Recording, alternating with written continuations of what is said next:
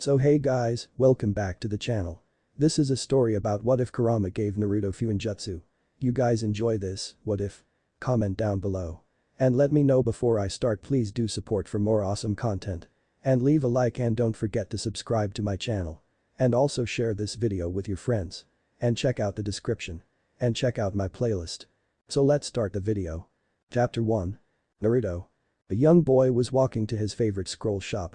It was the boy's favorite because the owner didn't have the icy cold eyes that looked like they were going to kill him. He hated that look, it was like they were going to penetrate his very soul, then kill him without a second thought. His name was Naruto Uzumaki. In 5 days the boy would turn 5 years old, so then he could join the academy, but that would also mean people would start hunting him down for the Kyuubi festival. Why did everyone hate this boy? What had he done to them? All he ever did was walk around the streets, but they all threw rocks at him every time he would look at them. The sky was pure blue, and it had no clouds covering it, the sky was perfect today. The blonde-haired boy reached the scroll shop and went to pick out a scroll. He wanted to try something new. He noticed one that looked very interesting, it said Fuinjutsu the Sealing Arts. The scroll's colors were yellow and white. He soon picked it up, then brought it to the desk to buy it. It wasn't expensive, which was good for the boy as he didn't have much more money left for the month. The villagers would beat him up, then take his money day after day, but the boy didn't really mind as it was better than being set on fire and tossed into the forest for days. Thanks Katsuo. The boy said. Anytime Naruto, anytime. Katsuo said back to the blonde civilian. He looked at the boy and noticed his hair, it looked just like Yondaime. Probably not. Naruto walked out the door and noticed something, it smelled like smoke. He blinked a couple of times then noticed what it was. A figure of him, burning in effigy. Down with the demon. Down with the demon. One of the masked men yelled as the civilians and a couple of ninja cheered them on. How could they be so cruel to a boy? The blonde boy lowered his head, then walked home slowly, his face full of tears. His eyes radiated sadness. Seal activate. The boy blinked. He tumbled backward from the small explosion that just occurred and hit his head on a piece of stale bread. Ow! He cried. Naruto rubbed his head. Note to self, never make something explode in your room.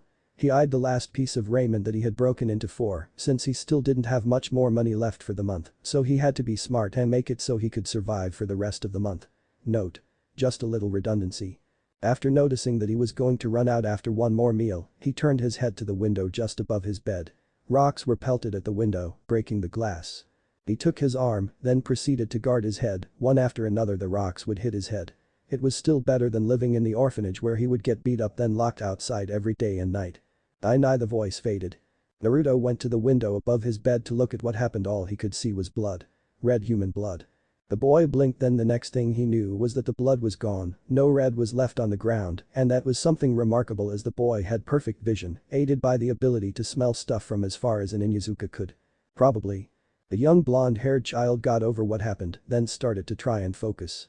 Naruto decided to make a few more explosion tags with a smaller radius, but a stronger heat. He crawled over to the table then got on his chair. He took out another piece of paper, then started drawing a couple of kanji and a shape. A circle in the middle so the explosion absorbs things from outside the circle, then the kanji for explode in the middle, so it goes capo and the outside for the radius and heat. The boy's logic was very simple. Perfecto. Now for a rock. Naruto got off of his chair. He walked over to the door, then peeked out to see if anybody was there. He moved his eye to the left, to the right, then down. No one was there. That wasn't good. He had no reason to be worried, so he opened the door. He looked in all directions once again, then proceeded to pick up a rock that was just the perfect size, as big as his hand when he gripped it. The young boy went back to his room in the apartment quickly, then attached the paper he used to make the explosion tag. Naruto was quite happy he learned how to make paper stick onto stuff with one simple shape and the kanji for stick. He decided not to do it. Nah, I'm gonna show Shikamaru and Choji. His only friends other than Kiba, but that guy was always scratching his ass with his leg. It was disgusting. She should learn some manners. Hey Shikamaru. Choji. Look at this cool seal I made. Naruto took out his seal, then threw it at a rock in the park. Look at it. Shikamaru and Choji went in closer than Naruto. Higher style, flower bullet. A flaming bullet the size of a small petal came out of Naruto's mouth, then hit the tag. The tag blew up then the rock was gone. Whoa, cool, Naruto. Choji shouted. I made it myself. Naruto said, gloating. Shikamaru examined the spot where the rock had been, it was gone, but there were no black marks or ashes on the ground. How was that possible? Naruto. He's smarter than he lets everyone in on. You really are troublesome, Naruto. Shikamaru thought. Neat, Naruto, how'd you make it? Naruto scratched the back of his head then told them. Well, you see, I took an example off of a book, then I tried creating my own explosion tag seal. I changed the radius and heat, then I made it so it couldn't destroy anything other than rocks. The boy smiled. What? You can change the radius, heat and make it so it can't destroy things other than rocks? Shikamaru was confused. How'd you figure out how to do that? That part was easy, I just removed this part that says limitation and this part that says destruction factor and changed it so that the radius and heat would appear. Naruto explained. I then added rocks where the limitation was. Passapum. Shikamaru's sweat dropped. So apparently this kid did what no other ninja has done that easily. I would expect ninja to change stuff around, then again not many people take much interest in it. Naruto, you really are interesting. Shikamaru responded with, that's interesting. So what are you two doing here? Naruto wondered. I'm just following Shikamaru. He said his mom was troublesome, so I decided to ask him why. Then you came to Naruto, Choji answered. So why is Shikamaru troublesome? She took away my book till I cleaned up my room. Shikamaru replied, still thinking of the party was at. He huffed and he puffed and he blew the house down. Shikamaru had to get that book back, but not at the risk of causing turmoil in the world. His mom was just too dangerous a person. Then again he wanted to get to the next part. Shikamaru, Choji, it's time to go, a man that looked like Shikamaru said. Choji frowned. See you, Naruto. Shikamaru had a bored look on his face. Later, Naruto. Naruto looked at them with his bright blue eyes, watching all of the kids going home with their parents. He sighed. Oh well, it was time for ramen at Ichiraku Ramen. AM. A 13-year-old future beauty of Konoha had a crush on Itachi Uchiha. Not a normal crush. It was love for certain. She had fantasies about him. Aladi was so dreamy. Deep black, really black eyes. His body. He looked so hot. Hiya. AM giggled out of nowhere. Her father turned to her. He looked her in the eyes. Then he turned away from making ramen. Oh well, AM could always dream. Then Naruto came. Why, our number one favorite customer. Tucci patted the blonde boy on the head. AM greeted him. Hi Naruto. What brings you here? I want ramen. The boy greeted cheerfully with a smile on his face. He really looked like Yondaime, Tucci thought. AM went to get ramen for him. Her other crush was also the famous Yondaime Hokage. One day he'll look like him. Kawaii. AM remembered the picture of the fourth Hokage at 16, he was so cute. The brown-haired girl came out with 20 bowls of ramen. Thank you AM-Nisan. Naruto took the chopsticks out of their socket, then broke them in half, then he started eating the ramen, and boy was it good. After a few more minutes he finished all 20 bowls. The blonde boy sucked everything out of the bowls, that was the one thing he was actually good at. Eating. Ninjutsu, Jinjutsu, Taijutsu and other stuff. No, not at all. Naruto had called himself a failure many times due to him not being able to do anything right, now how could he even pass the academy? He looked down. Oh no, he didn't, not in this restaurant, they just hated to see him look so upset. What's wrong with Naruto? AM asked him curiously. Nothing. He covered it up like always, never wanting people to share his pain. He was such a sweet boy, how could they all hate him? Naruto then tried to make himself look as happy as he could, so he thought of stuff. The only thing Naruto could think of was that he wasn't a failure. Fuinjutsu was something he could actually do. Naruto looked at his pocket money, he still had enough left for one more bowl of ramen, but he was still hungry. An unknown figure walked through the door and he had pure black eyes. He was wearing the Uchiha symbol. It's him. AM squeaked. Hi Itachi-sama. AM greeted him. Itachi looked her in the eyes before saying. AM please, I told you to stop saying sama, I'm not greater than you in any way, and besides, you're my friend. It was true, no one knew though, but the reason Itachi soon became stronger was because of AM, not even she knew that. When they were little, AM would always protect Itachi from ninja bullying him since he came from a prestigious clan, but he was weak. Itachi soon swore he would protect her so that she would never have to do that for him again, as long as he lived he would protect her. That was his oath. Oh okay Itachi saw she stopped in time. What would you like to eat? Miso ramen please. He replied, noticing the boy's money. As Naruto started to walk out he stopped him. Hey, you, what's your name? Me? Uchiha nodded. Naruto Uzumaki. So that's Minato-san's son. Itachi remembered the time he learned something important from his idol. Itachi. Minato-san, where do babies come from? My mommy won't tell me. He asked. Minato thought for a bit. Well, I'm sure Makoto has a good reason, but sure. Why not? It won't hurt. After a long, very long explanation Itachi finally got it. Yuck. I would never do that. I would never lick it. That sent chills down his spine when he thought of it. Minato laughed. Yeah kid, just keep dreaming. Mommy, Minato-san told me where babies came from. Is it true you have to lick that? Minato. She clutched her hand fueled with fury she stormed out the house destroying everything in her way. Where is Minato? She demanded destroying the village little by little. Finally someone answered her, it was Kushina. Why do you need him? She asked her best friend ever since she first came to Konoha. He told my son something that I will never forgive. Mikoto whispered in the red-haired ear. Minato where are you? They shouted.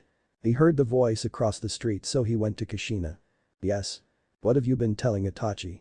The blue-haired woman said. Well? He asked. He was in for a long night. Little did he know young Itachi had been watching them this whole time wanting to find out what his mother was doing. Later that day. Minato-san, why did mom do that to you? Let's just say. I wasn't supposed to tell you how babies are made. The boy looked confused. How come he couldn't tell how babies were made? It's not like he was going to do that anyways, it was gross. You're only 4 so. Later that day Mikoto Uchiha went to ask her son what Minato told him. Well, Minato-san told me that a cow comes along then it makes milk then a pig jumps in it, after that a duck swims in the milk the pig was just in and lays an egg in it but the boy has to lick the egg everywhere and after that give it to the girl and she would eat it then a baby comes out. He explained. Oh. Was all she managed to make out before going to one of her best friends to apologize and tell her other best friend what really happened. Naruto, when are you going to enter the academy? He wanted to know everything about his idol's son. In 5 days. He replied happily. I'm gonna turn 5. Itachi was surprised that the boy was entering at such a young age. What's your dream, Naruto-kun? I have 2 dreams. One of them is being the best master ever and the other one is to become the Hokage. One even stronger than the 4th Hokage. He answered. So why would you like to become the Hokage, Naruto-kun? Uchiha asked again. Well. He remembered Shikamaru and Choji. I want to protect my friends in the leaf. I don't want any of them to die, that's why I want to become a Hokage stronger than the 4th so I can save all of my friends. Itachi felt like Minato was there right on top of the Hokage's tower, announcing what he was going to do was Hokage.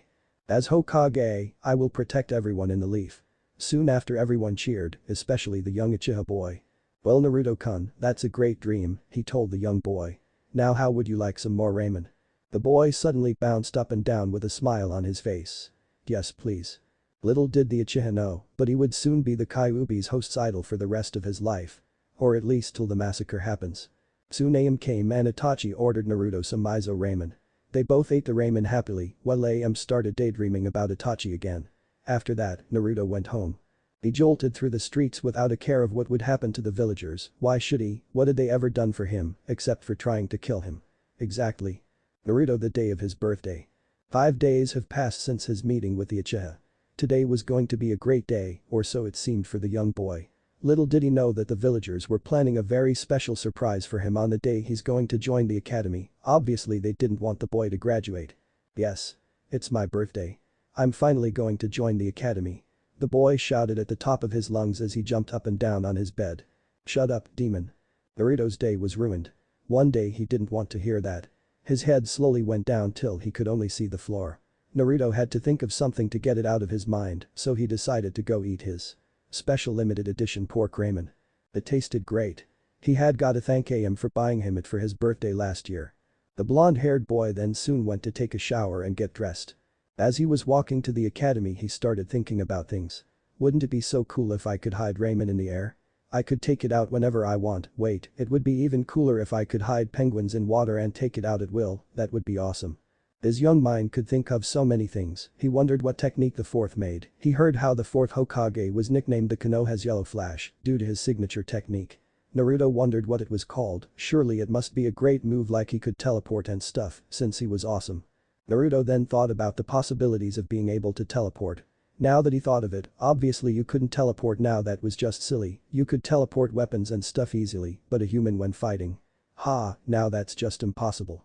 He had walked out the door and onto the road. Once he was on the sandy road he ran up the building and jumped from building to building on his way to the academy. The Kyuubi host had soon arrived at the academy only to be greeted by cold eyes from the adults and some of the children there. But he had quickly shook his head and ran into the academy only to be greeted by more cold eyes from the teachers. Naruto went to the room that had a stage to listen to what class he was in. Soon after he heard the words. Naruto Uzumaki, room 5. Oh good, the child gets into the worst room. They had all said. The blonde boy pretended not to hear them as he went to that room and sat down. The class was really boring, all he heard was maths, now who needed that? He was a ninja, not a ninja mathematician. School was over so Naruto decided to go get new clothes since his current ones were looking bad. He was lucky that the scroll shop and the clothes shop people were so nice to him. Naruto had bought a white hoodie and one medium gray hoodie. When he went home he had picked out his favorite shirt, it was a black shirt with an orange spiral in the middle. Boy was Naruto happy that being a ninja meant you could wear the same thing over and over again, since you would be going on missions a lot, so why not just wear it over again? It clearly stated in the academy books that you must wear the same clothes every day, or you would have to waste new clothes. This rule made Naruto happy since he only had like 3 pairs of clothes he could wear, well 4 now. Naruto left the new pair of clothes he was going to wear the next day on the couch, then he went off to do his own thing. Chapter 2. Enter, Uchiha Sasuke. Anyone? Sasuke, remember to get dressed, today is the big day. Itachi is going to take you to the academy. An Uchiha woman called out to her son, then went on to make a very special lunch for him. While Sasuke was walking to the front door to go to the academy on his first day, he noticed his father talking to Itachi. "Dad, I'm going to the academy today," he exclaimed happily. His father didn't even waste a glance at his son. What a terrible father. "That's great Itachi," he said to his older son. "You make me proud." Sasuke's day had just turned negative. The black-haired boy started to hate Itachi for what started out a perfectly good day had turned into a bad one. It was time to go to the academy so Sasuke started walking to the academy himself. He didn't care if Itachi was going to walk him to the academy, most likely he didn't want Itachi to bring him to the academy anymore. Near the river he noticed a boy walking ahead of him with an unzipped white hoodie, medium gray pants and a black shirt with a spiral in the middle. The boy in front of him was drawing something on a piece of paper. Naruto had then placed a piece of paper on the floor and out came ramen. The Uchiha was astounded at what he just saw. Surely the boy couldn't have made that seal to make the ramen come, did he? No, he couldn't. He probably already had a seal, but his hand just looked like it was drawing something. The blonde-haired boy soon took out a piece of paper, then sat on the sandy road and drew something. Poof, a water bottle came out. Naruto opened his instant ramen cup and poured the water in it and continued walking. The black-haired boy was still walking behind the blonde-haired ninja. He was still amazed at how that boy could do such a thing, he had never seen anyone do that before. Sasuke had most likely never seen anyone do that before because almost no one does nowadays. After 3 minutes Naruto reached into the pocket of his pants. Sasuke had wondered what he was pulling out. It turns out he pulled out chopsticks. Naruto then proceeded to eat his ramen. Naruto. They had soon reached the academy and were about to do the shinobi hand-to-hand combat as it was a new year and they had events for every year. However, this year even if the people were not in the academy could come and watch the fights. After Shikamaru's fight with Choji it was soon Naruto and Sasuke's fight. They had all hoped that this fight wouldn't have been as lame as Shikamaru's, his was so lame it was actually the lamest fight in history of the academy hand-to-hand combat matches. Naruto Uzumaki and Iruka was cut off by the children whispering. "Hey, isn't that the kid? My parents told me not to talk to him. Hey, he looks cute in that outfit. Oh my gosh, he looks cuter than Sasuke. Didn't he fail the exam 2 times? My mommy told me he was a demon." Naruto. Hinata worried. Uchiha Sasuke Iruka finished. Girls started screaming, like every girl. Except for Hinata that is and some other unknown girls who were cheering for Naruto as they were in the anti-Sasuke club. "Now the unison sign," he told them. The blonde-haired boy made the unison sign with his hand and proceeded to walk toward Sasuke. "This is a waste of time," an arrogant Uchiha said. "I can beat him anyways." "But you still have to do it," Iruka told him. The Uchiha then walked up and did it. Then both of the boys walked backwards and got into their stances. Sasuke had no apparent style however. Naruto got into the style he was learning for 2.5 years, it was the style the 4th Hokage had used, it was called triple flashlight. Oh, I have got to thank Silverflamehis for the name. The style relied mainly on speed which was good for the boy as he was really fast. The speed allowed him to maintain his power and increase it too.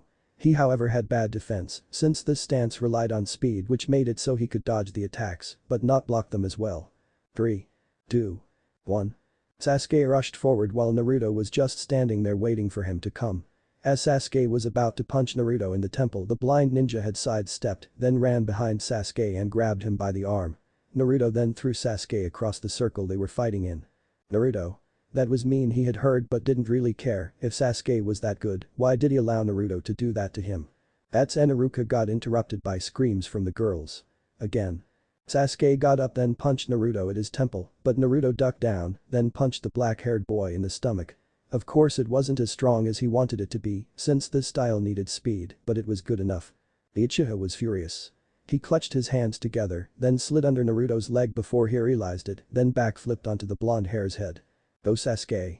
The fangirls were heard cheering him on like psychos. Well, they sorta were psychos. Stalkers too, that is. Naruto scratched his head. No wonder they call him a genius. The blonde-haired ninja had gotten up just to see Sasuke about to kick him. Naruto had jumped backwards in time, then did a 180 spin kick knocking Sasuke down. Gah, if I didn't jump backwards in time I would have probably lost. Naruto then walked to Sasuke and held out his hand. The black-haired Uchiha hit the blonde-haired Uzumaki's hand and got up. Naruto Uzumaki has won. Haruka announced before calling other people to go up. However, Naruto did not have any fangirls. Other than Hinata, that was. Apparently he was too mean as he had beat up Sasuke. I see being nice to someone doesn't help. He even went to help the Uchiha up. The academy was over, so Naruto had decided to go to Ichiraku's ramen. Boy, Naruto-kun. Itachi called him. Hi Itachi-san. Naruto, I told you not to call me san. He told the boy. Naruto thought for a second and came up with the perfect comeback. Well, I told you to stop calling me kun. Fine. Itachi said. It was going to be really hard to adjust as he was really used to calling Naruto, Naruto-kun. Hey Naruto, did you see my little brother at the academy? His name is Sasuke. Itachi asked him to wonder what if his brother was doing anything not nice there. He was a brother after all, he wanted to know what his little brother had done. He was. Interesting. Itachi knew just what that meant. His little brother was too arrogant. Lots of people were interested when he asked him how Sasuke was. After that they ate their ramen and went their separate ways. Naruto. Naruto decided to go to the spot they would play ninja at. Choji and Shikamaru were there. Boy Naruto, come play ninja with us. Choji called. The leader told them the rules. As you all know, the rules are. No ninjutsu or. Ha. They didn't mention it. Naruto grinned but turned around so they didn't see his grin. An unknown boy was the enemy ninja. He counted to 50. Hey, can I hide with you? Choji asked another unknown boy who was not important. No, get away loser, you'll just make me lose. He said. Naruto came from the tree then grabbed Choji and brought him to the dumpster. Shikamaru was already there. Alright, I'm gonna use it. Naruto told them. But isn't that cheating Naruto? Choji asked him. It wasn't against the rules. Nope. Naruto replied. The blonde boy then took out a piece of paper and activated it. A big piece of paper came out. Naruto wrote something on the bottom side then he said. Okay, now just sit here. I made it look like the paper is trash. They were sitting there for hours. Okay, you beat Choji, Naruto and Shikamaru. They got out of the dumpster. Naruto destroyed the piece of paper. Fire style, flower bullet. A small piece of fire that resembled a bullet came out and hit the paper, destroying it.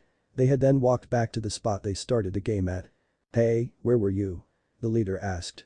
The dumpster, Naruto answered him, not lying one bit. We checked. The group of enemy ninjas said. Well, we were moving from one place to another. Shikamaru thought up on the spot. Too bad, you aren't playing anymore. They said. Naruto paused, then decided to leave. Shikamaru and Choji followed him since they had nothing better to do in their home. After a few hours with Naruto they had decided to go home. As the two had walked home, Naruto was sitting at the swings watching them go. Hinata. It was a month after the events of the Taijutsu match between Naruto and Sasuke. Hinata was picking the flowers looking at her favorite ones as she heard someone call it to go to the academy. She had quickly gone to get dressed, then walked to the academy where she saw the boy known as Naruto Uzumaki. He was on the bench near the river. Hinata had tried hard not to blush, but she kept blushing every time. Her face turned 3 shades of scarlet as the boy turned around. The Hyuga girl had quickly looked the opposite way and continued walking. She turned around for a sneak peek but noticed the boy was gone. As she turned around she noticed a boy in front of her. The girl had turned her head down and kept walking till she reached the academy. Well, she sure is shy, but she's also cute. Naruto had thought. At the academy Hinata was getting bullied. Ah, you're from the Hyuga clan, but you're probably weak like they all say. One boy was heard saying. Another buyer agreed with him and brought up something that made Hinata start tearing up. Heck, even your father hates you. I saw him yell at you the other day when I was passing by. Why you don't have the right to say that? She had replied back. As she saw Naruto looking at her, different emotions started mixing in. You probably hate me too since I'm weak. The girl had said to him. What? Naruto said without a clue at what just happened as she ran out of the academy. After that the girl hasn't looked at Naruto since, hasn't even blushed at the sight of Naruto. He probably hates me too. Hinata thought. Besides, no one would like a girl like me, I'm weak and my father hates me. Itachi 3 months later. Itachi had met Uchiha Madara when he was out on a mission. Madara had invited Itachi into his base of operations and showed him stuff. He had asked Itachi to join him and he will help Itachi kill the Uchiha but spare Sasuke. Itachi had told him he would think about it. This was a really hard request to answer. No. He couldn't do this. It just wasn't right. A few days later Itachi had gone back to Madara's base after he thought about it. The Uchiha prodigy had accepted the request as he didn't want any harm to come to his little brother, Naruto and Am. If he didn't accept then Madara would have no choice but to destroy Konoha. I'm sorry Naruto. You too Am. He had quietly whispered to himself. Naruto. If they want to be mean to me then I'll get them back. Naruto declared in his room. Unfortunately no one heard him. His latest plan would be to plan a fake. Bwahahaha he started laughing at his devious plan. They would all know. They would all feel his power. Well maybe. Naruto had created a mini replica of the clay he found near the village, he didn't know how he got there, but who cared. So he took it. He finally finished his replica after a few days of making it. Now he had to make a seal that would make the clay become bigger. Naruto was becoming really better at seals, before it would take him about 2 hours to even think about how to make it. But now it took him less than 30 minutes. It was time for him to launch his plan. He had run to the graveyard.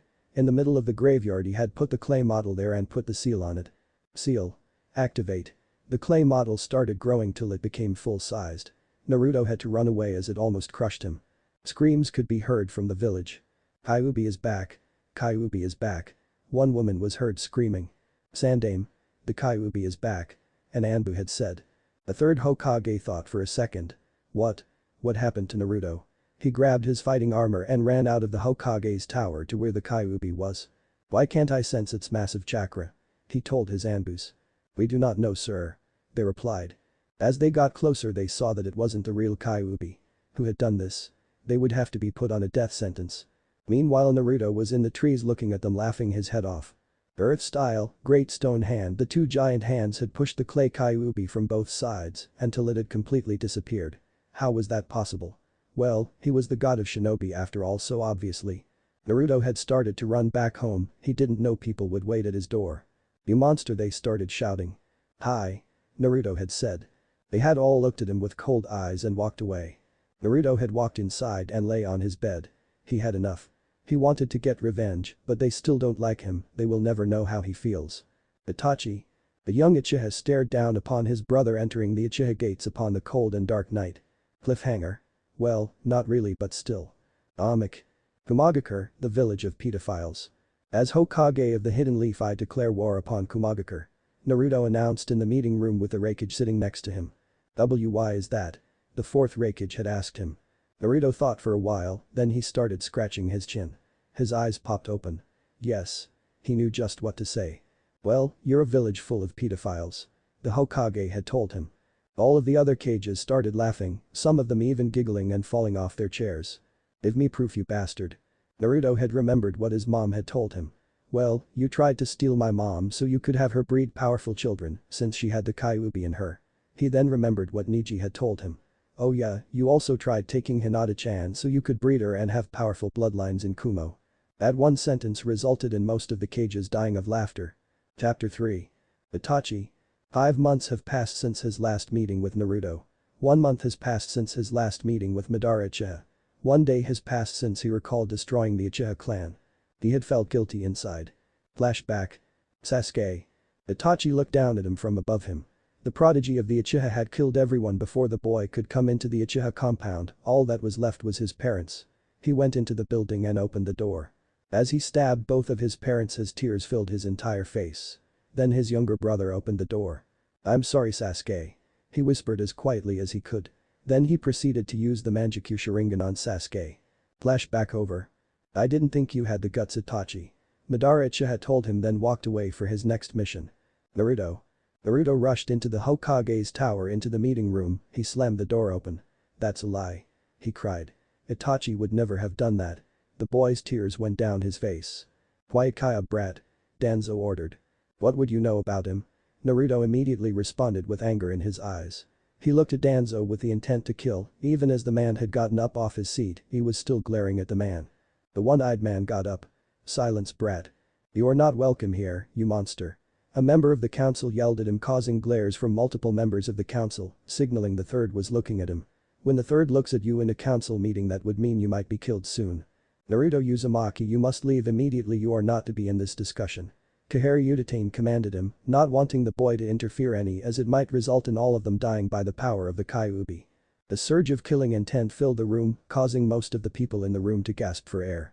Numerous members were thinking that the Kyuubi was the fault after that had happened, some had even made mental notes to pay people to kill him later on, as they didn't want his power to go loose and destroy the village, for they didn't have the fourth Hokage anymore, it would be a disaster. A big disaster. Itachi is now an S-rank Chunin in the bingo book. Danzo tried to maintain his posture, but found it hard doing so as the boy was staring at him the entire time. Danzo had to protect himself or the boy would really kill him. The blonde-haired boy's eye turned a little reddish as he leaped towards Danzo, trying to kill him. "Anbu?" The Anbu showed up, then grabbed the boy by his arms, bringing back to his apartment, then throwing him against the wall. The boy got up, then walked up his apartment subconsciously. He laid down on his bed, then fell asleep. The next day at the academy. "Hey, did you hear? Naruto went to the council meeting about Uchiha Itachi, then caused a big uproar." An unknown woman said in the academy grounds, making sure that nobody else would hear, but unfortunately that didn't work as someone still heard them. Their friend replied back. "Yeah, I heard he was really mad that they were accusing him of being a traitor." Her friend then nodded her head. Naruto tried to ignore them and kept on walking to his class.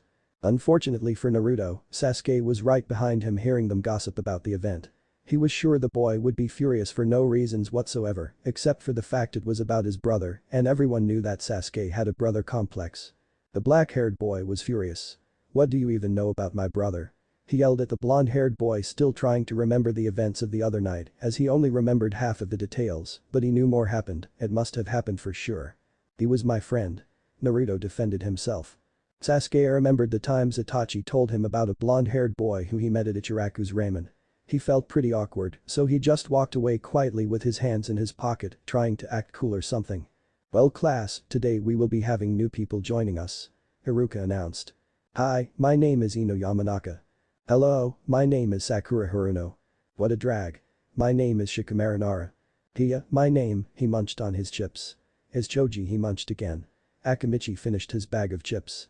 "My name is Kiba in Yuzuka," he waved. "Woof. Shino Aburam." Hi, I'm Hinata Hyuga. Pleased to meet you." The other people who joined were not announced as they were either unimportant or that were dead. Most likely the latter. There have been sightings of unknown ninja in Konoha lately. Naruto was sitting beside his friend from the other year. Rock Lee, most likely his only friend since he was the only one nice enough to talk to him. "Naruto, do you think not being able to use ninjutsu is bad?" he asked sadly. The blonde-haired boy knew that look, it was the look he had every day. So he tried to comfort his friend. "Nah, did you know that there was once a taijutsu master who took out an entire village with just taijutsu?" Naruto was telling the truth, he read it in a book. "Hey, after school I could teach you this cool style I've been learning. You're really fast and strong." "Well, stuff like that," Naruto told him. "I thank you Naruto, but I will have my own style." Rock Lee sprung back to his own enthusiastic self. "Okay if you say so," Naruto said. The blonde boy went to sit down, he had heard of various things.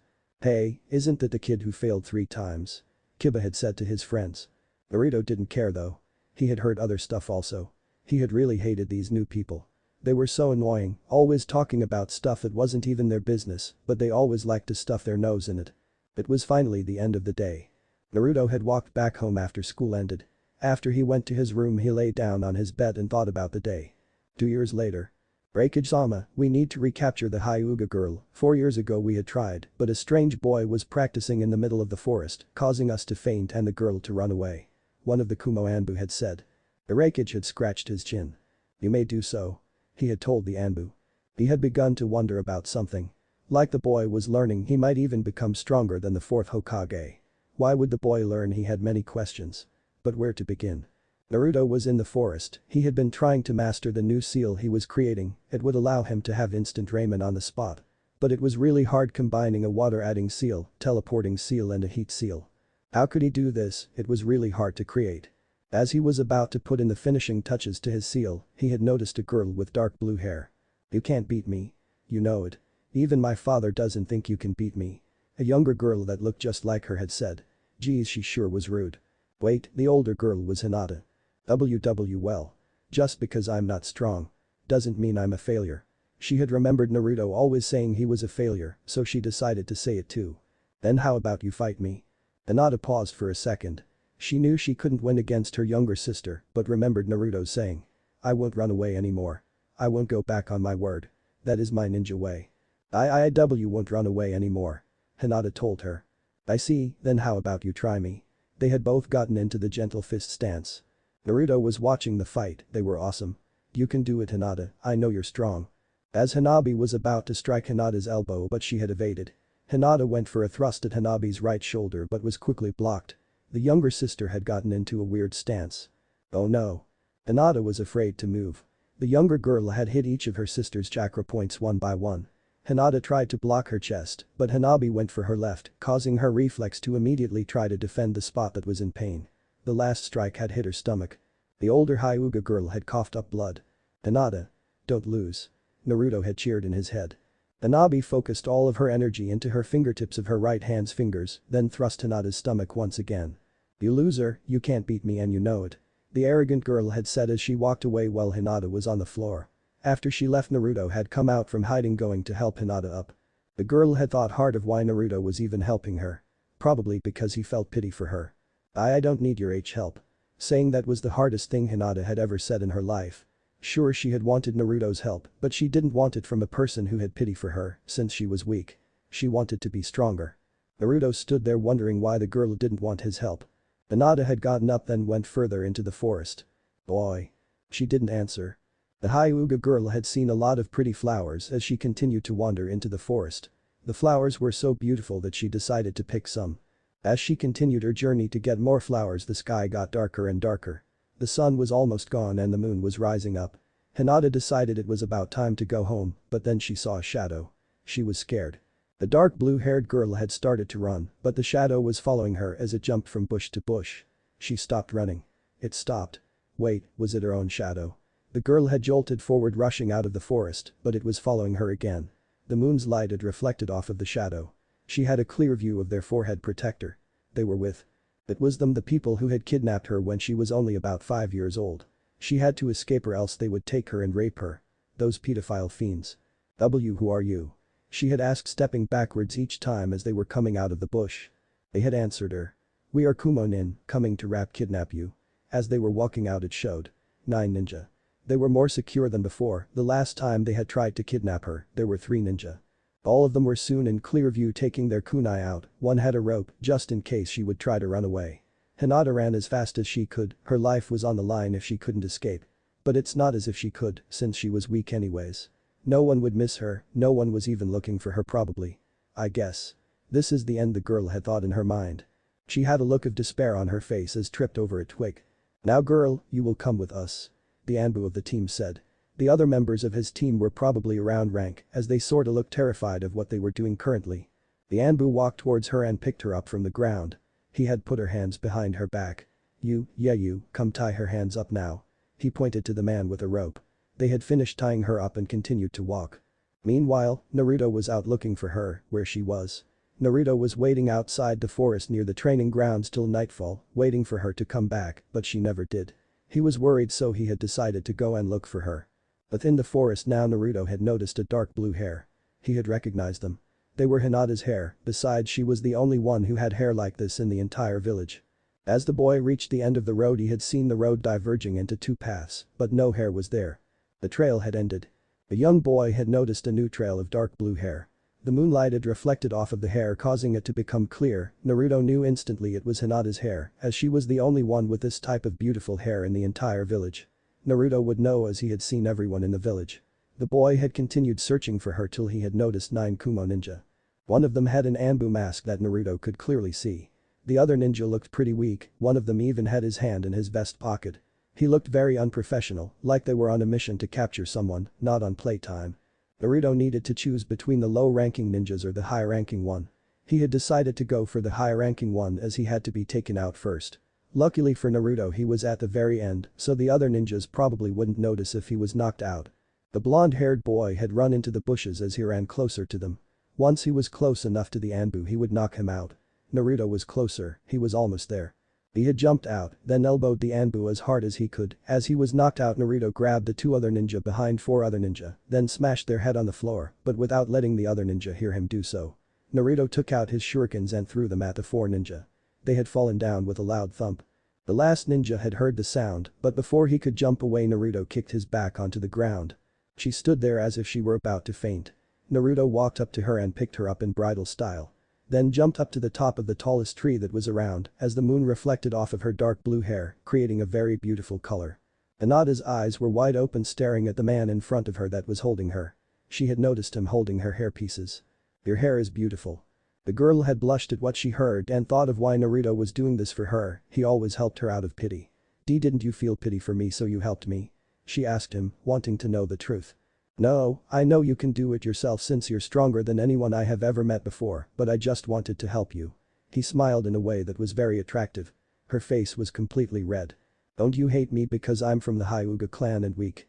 she had asked him. He had looked at her for a second thinking she was joking. But realized she wasn't. "Why do you say that? Of course I don't, you're from the hidden leaf which makes you one of us," he told her. "I helped you because I didn't want to lose you." Like father like son, they even gave the same speech, almost the same speech, except Naruto doesn't know as much grammar as Minato. "Naruto. I thank you Naruto Uzumaki for saving my daughter, please come in." A black-haired man standing next to another black-haired man who looked identical to him, except for the fact he had a seal on his head that looked like it was from years of hard work. Naruto couldn't wait to ask who made the seal, since he looked like a very complex and awesome seal. His young mind wanted to know about a lot of stuff. As they walked in, a maid had removed the covers over the table that was in the meeting room in the Hyuga compound. As they arrived in the meeting room, the brothers separated ways to leave them alone so they could start the conversation. They had given Naruto very sweet tea that tasted amazing. Naruto had wondered if every type of tea tasted this great, since this one was very sweet indeed. The boy and the older man had talked about some things like how he had saved Hinata, how many ninja were there, what rank they were, and most importantly if the boy wanted anything in return. The man was not a man without honor. If someone had helped him he would help back. The older man was shocked at how the boy could defeat Anbu. How did you defeat an Anbu? Were you sure it was an Anbu?" he had asked a blonde-haired boy who had reminded him of one of his best friends. Naruto grinned for a brief second. "Ha. They were no match for me." He lied. Itachi had stared at the boy.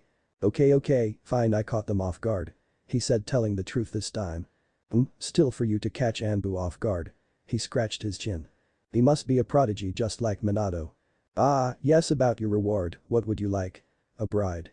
"Money," he said, watching as the boy blushed as he said bride. The look on his face was too funny, he would keep that face in his mind for a long time. "No, can I examine your seal thingy?" the boy had said. Itachi looked at him wondering if the boy had any bad intentions. Fortunately he didn't. Itachi had led the boy into the branch house to meet his brother Hisashi again so he could examine the seal.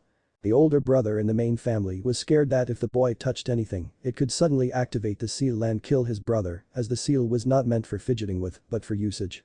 When they walked in, Naruto had quickly run up to the younger brother and told him to sit down, causing him to do so, then look at his forehead.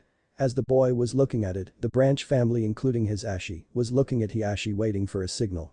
The man had raised his arm and made a hand sign that looked sorta like a bunny. When he put down his arm, the others had stopped worrying too. "This seal looks really confusing, but I think I know how to make it work," Naruto announced in front of all the members of the branch family as they all looked at him with fear in their eyes. Why are you looking at me like that?" the young boy had asked them, afraid that they would be like the villagers also. He didn't want that to happen. He hated the feeling of loneliness as he walked past them, being so happy with their lives. One man said. "Oh, we are deeply sorry Naruto Uzumaki, but we are afraid of you using the seal on us." He still showed fear in his eyes though. "Why would I do that?" Naruto came back to his normal attitude, knowing now that they didn't mean to look like that at him, so he was happy now. After studying for a few minutes, Naruto told them he was going now. "Thank you Hisashi-sama for letting me look at it, goodbye everyone." Naruto had then ran out of the Hyuga compound back to his apartment for a test. "Ha! I knew it. That was a controlling seal, now then. I just need to make one of those and put it on the new clay Kyuubi I'm using," Naruto announced to himself in the room, then sneezed. This was happening very often. He wondered who was talking about him. Probably everyone. The boy had gone back to creating the seal. So the square in the middle, numerous lines outside of it and a kanji for move and each direction a put a direction. Naruto had tried for several hours, but his mini Kyuubi wouldn't budge even a little. Naruto had noticed that the seal had a fault in it, he forgot to readjust some things and add his blood to the seal. He did so then activated the seals through his mind commanding it to move. It worked. Yes. Time to scare the villagers. The boy had gone to the same spot as last time which was the graveyard and set the Kyuubi down. He activated the seal to make it grow, then laughed a couple of times as he heard the villagers start screaming in terror of the giant beast. Naruto hid in the tree as the villagers started walking to the graveyard.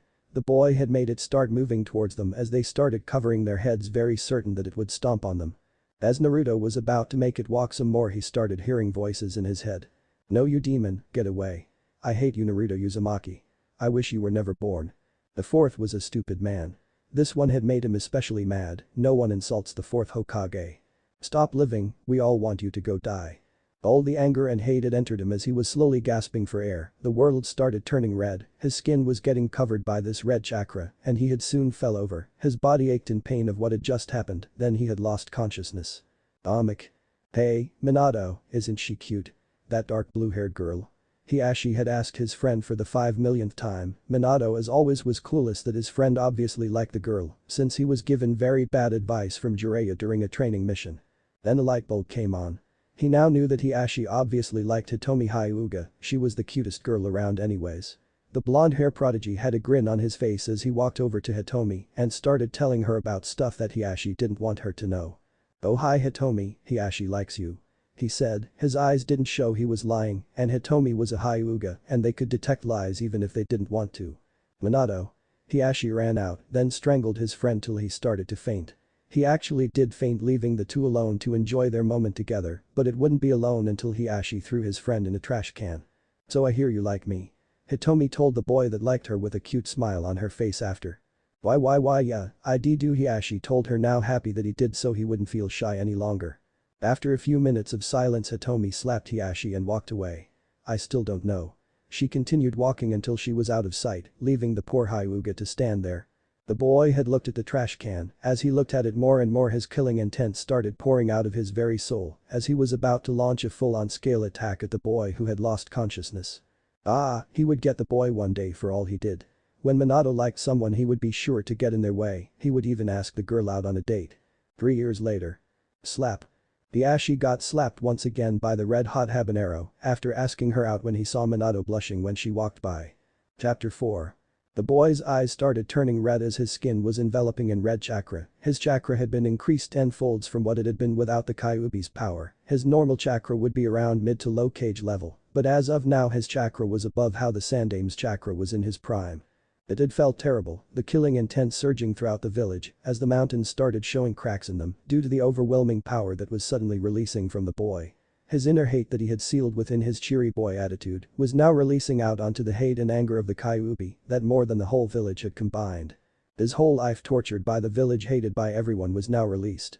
The more Naruto had bad thoughts the more tails would grow, for now it was just one tail, but it was soon going into 2 tails. "Now that the kid has lost consciousness it's time for me to rule this pathetic world, they will all know my name."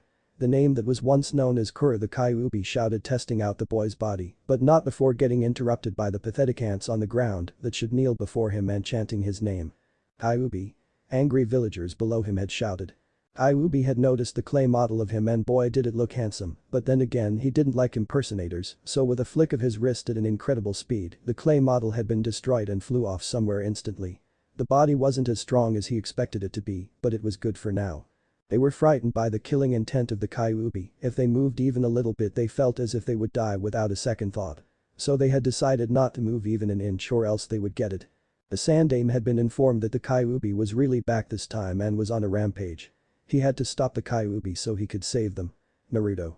By the time the Sandame could get his armor and reach the graveyard where the Kyuubi was half the village ninja was already there fighting the Kyuubi. "I told you we should have killed the boy the day he was born." A ninja had shouted as a third of the ninja there agreed with him.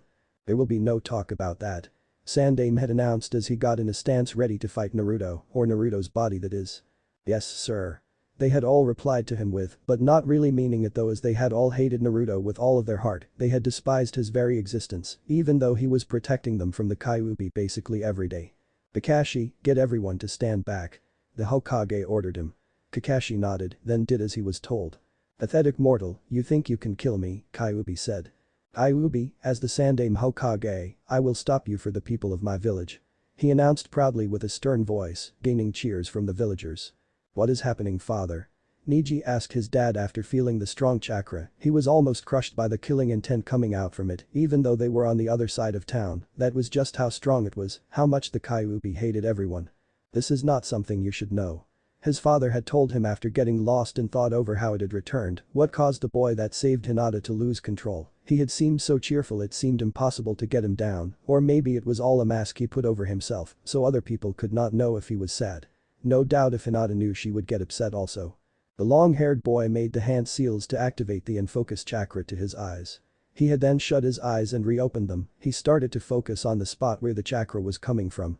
All he could see was a boy around his age with chakra wrapped around him. It was powerful chakra. He couldn't believe how powerful it was though. He had never seen anyone have that much chakra in them before. Maybe if 3 of the strongest ninja in the village put their chakra together, then it would, but just a kid alone doing it. Hinata had also walked in the room a moment after Neji was done trying to find out what was happening. She had noticed the strong chakra also from within her bedroom and wanted to know what it was. It felt like a sinister chakra, like it could kill you if you were standing anywhere near it. Lady Hinata, it is not something you should be seeing, please return to your room. She gladly obliged, not wanting to be close to what it was anymore. It was hurting her a lot just to be that close to it, whereas if she was in her room, then she would feel more safe and it didn't really affect her. Killing intent doesn't work on people who felt safe, so most ninjas can get really hurt by it. The Sandaime Hokage could see that Naruto had 2 tails. He had not wanted it to be 3, just 2 was enough for him to handle. It was hard trying not to hurt Naruto, but he desperately didn't want to hurt him. Gigi. You're the best Gigi ever. He had remembered the time he bought Naruto a present for his birthday. The smile on his face brought joy to the 3rd Hokage. He said as his hand went on the floor and a big giant monkey popped up. Enma, you know what to do. He said to his summon as it turned into an adamantine staff.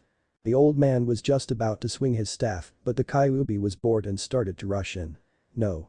No, don't hurt my Gigi. Naruto cried in his mind as he watched Kyuubi gain control of his power. He hadn't known about what happened and why this was happening to him. Was he evil like they all said? Was he a monster who would destroy everyone when the time came? The 9-tailed fox slashed the 3rd Hokage with his chakra claws. The 3rd Hokage however could not attack back. He did not want to hurt Naruto. No matter what it cost, he did not want to hurt Naruto. Stop. Naruto yelled. He had regained control of his body just as the 3rd Hokage was almost slashed by another claw to the face. Then Naruto. I'm glad you're alright. He said, patting the boy's head. See what you did, monster. You almost killed our Hokage. Go die. He had heard almost the entire village say, couldn't they just leave him alone? Was it impossible to leave him alone? It had been a week of what had happened. He was shunned by almost everyone in the village. The attacks on him were more often than before. He wondered what happened to his Gigi. If he was hurt, Naruto didn't know what he would do. He might have gotten chased out of the village. The other day an Anbu came to his home and told him if he had wanted to move to a different apartment with all of these people going to attack him, Naruto had to consider it as he wasn't sure if it was a good idea. It was even hard to go out to the academy, but he had managed to make it happen. What was even worse was that to go to Ichiraku's meant people noticing him sitting there, so he had decided to not head over there for 1 year. He didn't want the reputation to get ruined. If people knew that the fox was there, they wouldn't go there to eat after all. He couldn't do that to Ayame and Tucci. They were one of the only people that cared about him in the village. That evening the boy was called to the Hokage's tower for a meeting with the Hokage. Naruto had smiled when he heard the news. Since he was meeting with the Hokage, it meant he was alright. Naruto opened the door then walked in. Hello, Naruto-kun. The Hokage welcomed him in a kind voice with no hint of anger, even after what the boy had done to him. Naruto thought he would have been angry at him, but that wasn't the case. Hi Gigi. The boy stuttered a little as his eyes were making contact with the older man's eyes. He didn't know what he should say next. My boy, today we will decide if you are going to move to a different apartment. He said. Well. I would like to stay at my current one please. He replied. Why is that Naruto-kun? The Sandaime Hokage said. Well, I thought about it for a long time, but I don't really have a reason to move since the villagers have been doing this since I was born. What's the point of moving? They will probably attack me over there too. Naruto told him. Very well, you may leave. He told the young boy before picking up his paperwork, then turning around to look out the window at what has become of the leaf. They were attacking a poor boy just because he held the Kyuubi in him. He could not see their logic, the boy was protecting them from it for 10 years. Yandame Hokage, I am happy you are not here, so you don't know what is happening to your son. I fear that soon I will have to kill most of the villagers to prevent them from attacking the boy. We do not want the Kyuubi to awaken for real this time. We were lucky that Naruto was subconsciously controlling Kyuubi, or else we might have risked it going into full form. The Sandaime Hokage scratched his chin as he went off to recall what had happened the previous month, first the attacking growing more and more than Naruto transforming. The boy knows he is the nine-tailed fox now, why must he know at such a young age? I wish he could have led a normal life without war. He teared up a little, then started to wonder what happened to his grandson, Konohamaru. The boy must be getting lectured currently. He thought, then laughed mentally. Toby is here to join you. A man who acted like a kid with an orange mask on shouted enthusiastically, then started to bounce up and down like he was some kind of kangaroo on drugs. Shut up. Now stop bouncing up and down, a blonde-haired man with a ponytail yelled at him angrily. Why are you even wearing an orange mask? Orange is the worst color possible for a ninja. Toby is a good boy, so he asks a man for a mask. Toby childishly said back. He even said ask, not asked. Flashback. Toby wants that mask, okay? He held up his knife in an action that looked like he was going to stab the poor man in various places. Okay. Here, take it. The man responded quickly. Toby is a good boy. Toby is a good boy. Toby is a good boy. Toby is a good boy. He started singing as he skipped out the door and to the Akatsuki hideout. Yeah, good boy, alright. You were trying to rob me. The man screamed into the air, but unfortunately no one was listening. Chapter 5. Naruto. It had been 2 years since the entire experience. The poor boy had locked himself in his apartment, afraid to go out and let everyone see him. He had added special seals to stop people from coming in, he was afraid. He wanted to know what happened to his Jiji, he didn't want to be alone, he was the only one that was nice to him. If he died, then what would Naruto do? Without him he only had Tuchi, AM and some other people he didn't know. Naruto never visited the Sandaime Hokage or answered when he knocked on the door. Sure, he met him one last time a week after the events of the attack, but still. He just couldn't show his face again. However, he had to go to the academy, but when he did he would have to change, then release it once he got to the academy. He didn't talk to anyone for the last 2 years, not a single person. Except for his sensei, that is. He didn't even talk to Hinata no matter how much she wanted to talk to him. Had she done something wrong? She wondered.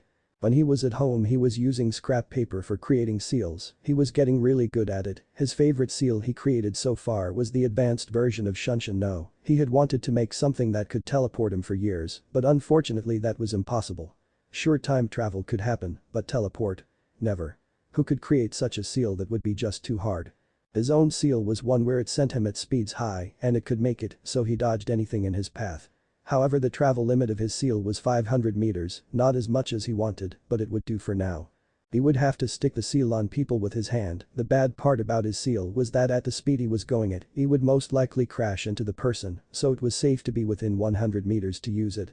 Naruto had also created another seal, it was one where it would return the weapon when he activated it. Over the course of 2 years Naruto had perfected it. He had found a kunai in the sewers one day. It looked cool with the 3 blades instead of 1 on it. The blades were also thicker than the black kunai that he would normally use, and the best part about it was that it was heavier and would feel right, so he decided to use this one. Naruto had seen a seal on it, but it was like half ruined, so he decided to remove the paper that was very comfortable and put on another piece of paper that was also comfortable and put his own seal on it. Team 7. Today was the day he would pick teams, he hoped he was on a decent team. He was the dead last in the academy, however on the written tests he would get nothing, he didn't know why, he had studied all of it for just one test, but he never managed to get even one question. The other day he almost didn't make it, but he had a little help from Mizuki. The guy was so nice to give him such an awesome item that he could use with no problem. He had remembered how nice Iruka was to him also, even though he had always pulled pranks, the guy really understood him. Naruto was sitting at his seat waiting for what team would be on. If he was on the pink hair's team then well, he didn't know. Team 7, Naruto Uzumaki. He wondered who was in his team. Sasuke Uchiha. No. Why? Sakura Haruno, his worst dreams were true, how could this happen? After the other teams were announced they were placed all in different rooms. It had been an hour waiting for their sensei. I demand a new sensei. Naruto shouted to no one. Oh, shut up and suck it up. Sakura said. One day. I will kill her. I know I will. Naruto thought to himself. The young blonde ninja had then gotten out several scrap pieces of paper, then started writing stuff on them. Sasuke had eyed him watching at what the boy was doing, however, Sakura was busy screaming at the fact that Sasuke had finally opened his eyes. Naruto wrote several explosion seals and placed them everywhere in the room, and the heat was just enough so their sensei wouldn't die. Naruto. What are you doing? That won't work, you know they're just pieces of paper, you baka. She said. I will really kill her. Naruto yelled mentally. It was hard not strangling the girl right now, she was so annoying. However, a man was watching them from the ceiling tiles. Now that he knew what would happen if he walked in, he certainly was not going to do that. But moreover, the boy does, even though it was a rather simple one, it was still surprising. Your son is rather interesting, sensei. Kakashi had said to himself as he eyed the boy for longer. Then he decided to go into the room. He jumped in through the window. An explosion tag was stuck to the window. Kakashi did not want to swear, but this boy was going to pay. The man was just about to crash into the window, but he managed to brace himself and lift his feet up to stick on the wall before it hit the window. Boy, was he happy he was trained. Kakashi had then slipped and his feet almost hit the window, even the slightest pressure would probably cause the explosion tag to explode. The worst part about this was that he dropped his book onto his shirt, down his pants and onto the window. Boom. His book blew up. No, it blew up. He could see it already, copycat Kakashi of Konoha destroys Kyuubi where everyone else has failed. He had to hold in his anger, his precious book was destroyed. It laid in ashes, the kid would die by his hands. Even if he was the son of his sensei, he must be gone with. The man jumped through the window and walked up to the blonde-haired boy. My first impression of you is. I hate you, I will make your life a living nightmare. The white-haired man smiled. Well, at least Naruto got him good. Inner Sakura laughed mentally. Sasuke smirked. Heh, that's our teacher, pathetic, how can I defeat Itachi with him? Ha. You deserved that.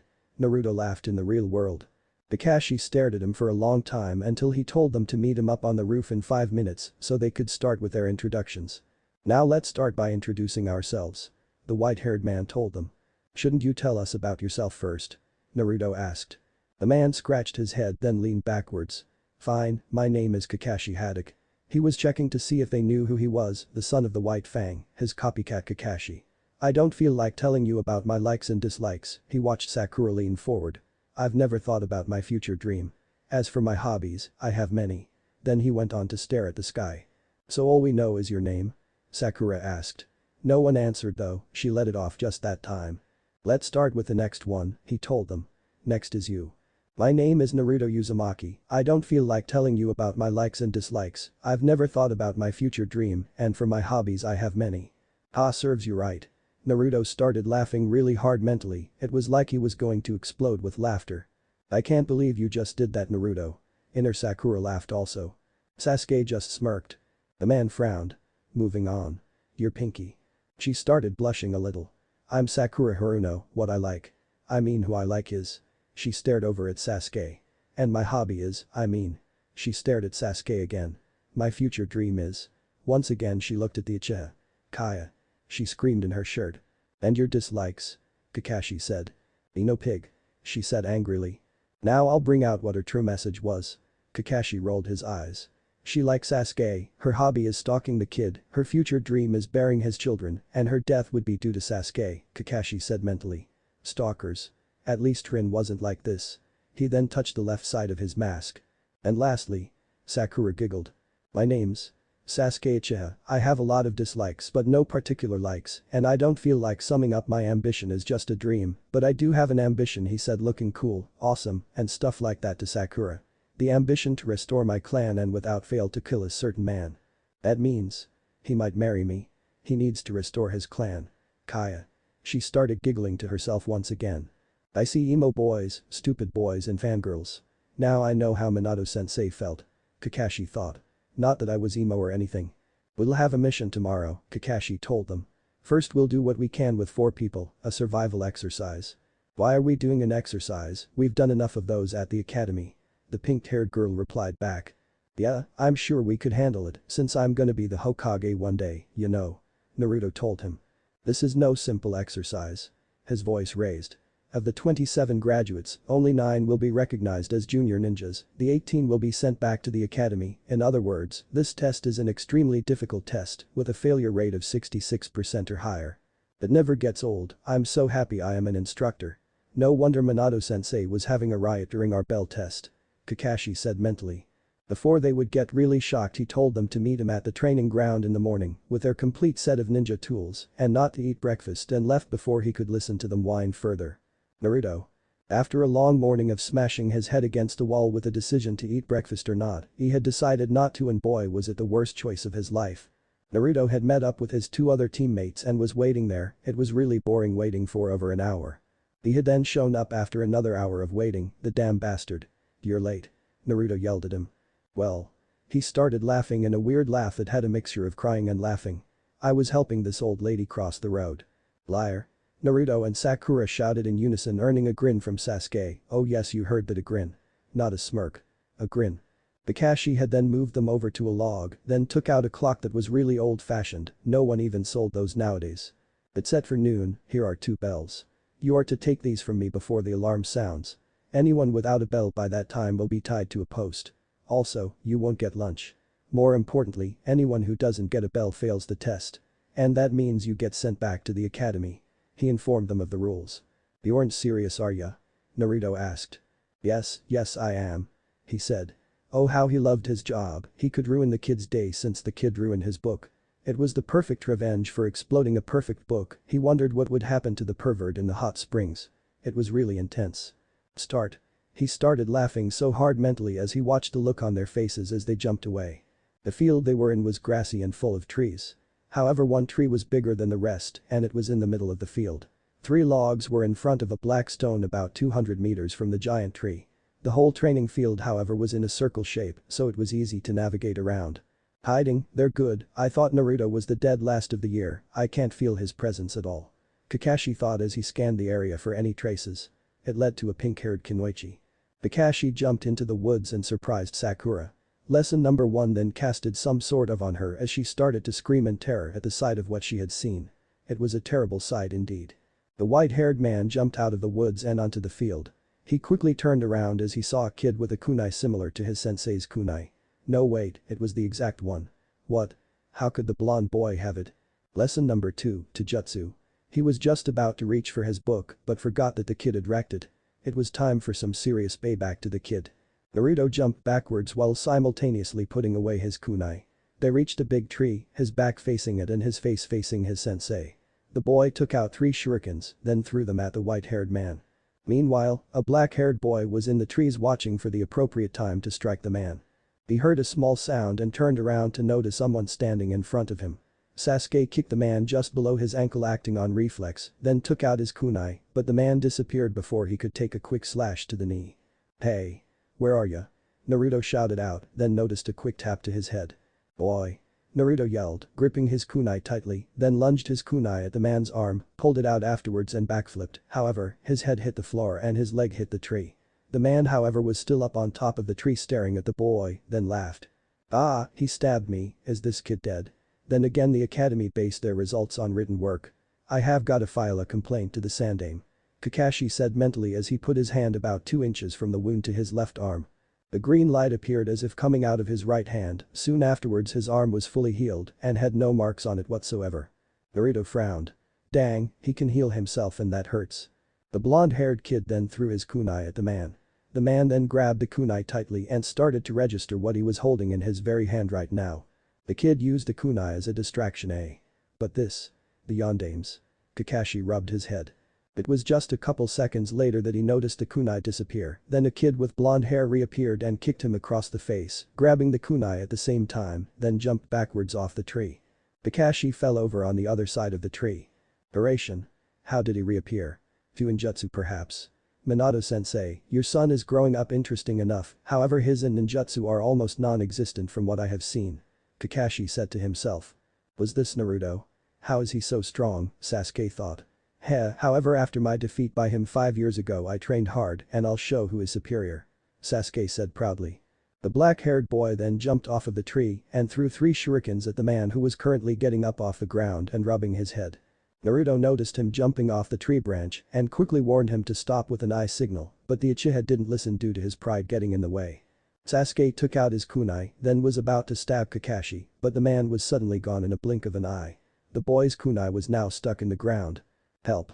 The pink-haired girl started screaming in the forest, but no one could hear her.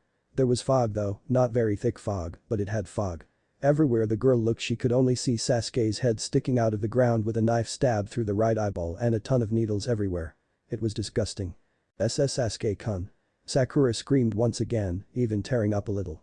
She was surrounded by the heads of a dead person. So many heads. Sakura then fainted, but not before she caught a glimpse of a yellow-haired boy walking up to her. Sakura, Naruto asked. "Are you there?" Unfortunately for him, the girl was unconscious for the time being and he had to pick her up with him. He had then walked out of the woods and saw that Sasuke was gone, but his kunai was still stuck to the ground. Naruto then noticed Sasuke fighting Kakashi near the 3 logs that were beside the black rock that looked like a memorial stone. "I'm not like them," Sasuke said. "Say that when you get the bell," Kakashi said back to him, then continued to block his every attack. Naruto looked over at the clock and noticed that it was almost noon, just 5 more minutes left till noon, and no one had gotten the bell yet. The boy then decided he had to help Sasuke fight Kakashi, or they might never get the bell, the guy was after all. The Uchiha aimed to kick his sensei's leg, but was quickly blocked by his arm grabbing it and threw him towards the big tree. Naruto saw that, so he dashed towards Sasuke and stopped him from hitting the tree just in time. "Sasuke, we need to help each other to defeat Kakashi, we only have 4 more minutes," Naruto yelled.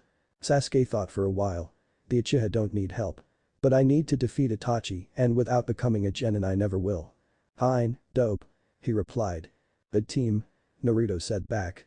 "Fire style, great fireball jutsu," Sasuke yelled, then a large giant fireball came out of his mouth towards Kakashi. "Page Bunshin no Jutsu," Naruto yelled, creating a little over 500 clones. "Let's see if you can beat me now." All of the Naruto said they were earning stares from Sasuke and Kakashi. "His chakra levels are amazing," Kakashi thought. "The dobe has this much chakra," Sasuke thought. "Water style, water collision," Kakashi said. A small water spout appeared and the fire evaporated while the water spout was still there. There was 1 minute left on the clock, Naruto had to get the bell. All of the Naruto clones charged in at Kakashi, but they all ended up attacking each other before even reaching the guy, there were too many shadow clones. "Dope," Sasuke shouted. Then the bell rang. "Ah!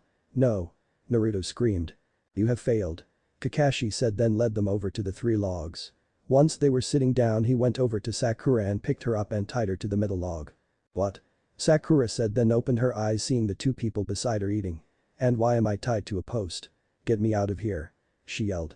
"You were useless," Sasuke scoffed. Kakashi then got up off the ground. "You have all failed. You should quit being a ninja," Kakashi said sternly. "None of you are qualified to become a true ninja." Sasuke clutched his hands, then ran towards Kakashi, holding out his hand wanting to cut his head off, but was quickly pinned to the floor in a matter of seconds. "I'm saying you're weak," Kakashi said. "Don't step on Sasuke," Sakura screamed. "Shut it, Pinky, you were the weakest of them all," Kakashi told her, then she shut her mouth. Naruto took his hands out of the pockets of his white hoodie and leaned forward. "For example, Naruto. Kill Sakura or Sasuke dies," he said.